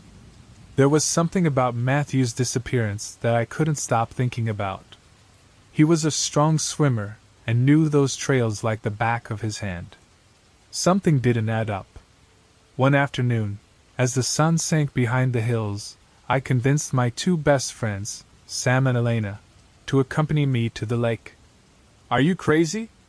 Elena asked, crossing her arms. "The police found nothing. What are we going to find?" "They took Matthew," I said, my voice firm. "And I don't think it was an accident." After much debate, they finally agreed. That night, armed with flashlights and our bikes, we headed for Spina Lake.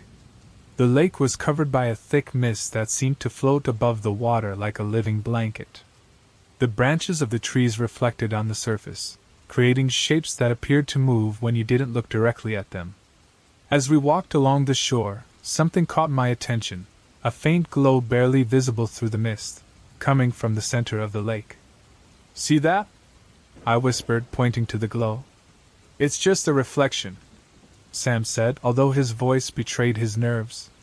But it wasn't a reflection. As we got closer, the glow grew stronger, pulsing with a rhythm that almost sounded like a heartbeat. Then we heard it, a low, guttural murmur, like voices speaking in a language we couldn't understand. It came from the water, surrounding us, making us feel small and exposed. Elena took a step back. "This is a bad idea. We should leave." "Wait," I said. Though my heart was pounding, I crouched down, shining the flashlight toward the water. And then I saw it. Something beneath the surface. It wasn't a body, nor an animal. It was a tall, thin figure with elongated arms and eyes that glowed with an unnatural yellow light. It was staring right at us. "Run!" I screamed, grabbing Elena and Sam. We pedaled back to town as though the devil himself was chasing us. We didn't speak until we reached the town square, where the street lights offered a small comfort. "What the hell was that?" Sam asked, his voice shaking. "I don't know," I said, still gasping for air. "But it wasn't human." Elena looked at us with wide, terrified eyes. "Do you think that's what took Matthew?" No one answered, but we all knew the truth. After that night, none of us could sleep properly. We all dreamed of the lake, the glow, and the figures beneath the water. I tried talking to my grandmother, who had always told me stories about the lake. She looked at me seriously when I mentioned what we'd seen. "The ancients," she said softly. "Who are they?" "Beings who lived here long before we arrived. They hide in the water and the mist. They take what they want, when they want. And if you disturb them, they won't let you go." I tried to laugh, to tell her it was just a story meant to scare children. But her expression was too serious. "Clara, promise me you won't go back to that lake." I promised, but I knew it was a promise I couldn't keep. 2 nights later, Sam and I returned to the lake. Elena refused to come, saying she didn't want to tempt fate. But we couldn't let it go. This time, we brought ropes and a camera, cautiously approaching the water, looking for any sign of the figures. The glow was there, brighter than ever. And this time, something rose from the water. It was the figure, clearer and more terrifying than before. Its skin seemed liquid, and its eyes shone with an intensity that left me paralyzed. "Clara, let's go!" Sam screamed, pulling me away. But I couldn't move. Something was holding me, as if the glow was calling to me. Then a voice. "Come back!" I don't know how we escaped, but when I came to, we were on the shore, the water calm, the glow gone. Matthew never returned. Elena moved out of town soon after, unable to bear the nightmares. Sam and I never spoke about the lake again. But the two of us carry invisible scars, marks that you can't see but feel every time the fog rolls into town. Sometimes, on quiet nights, I hear whispers in the wind, words I don't understand, but that chill my blood. And I know the ancients are still there, waiting. Hollow Ridge may seem peaceful on the surface. But if you ever pass through here and feel like something is watching you from the water, don't stop. Because some secrets are better left undisturbed.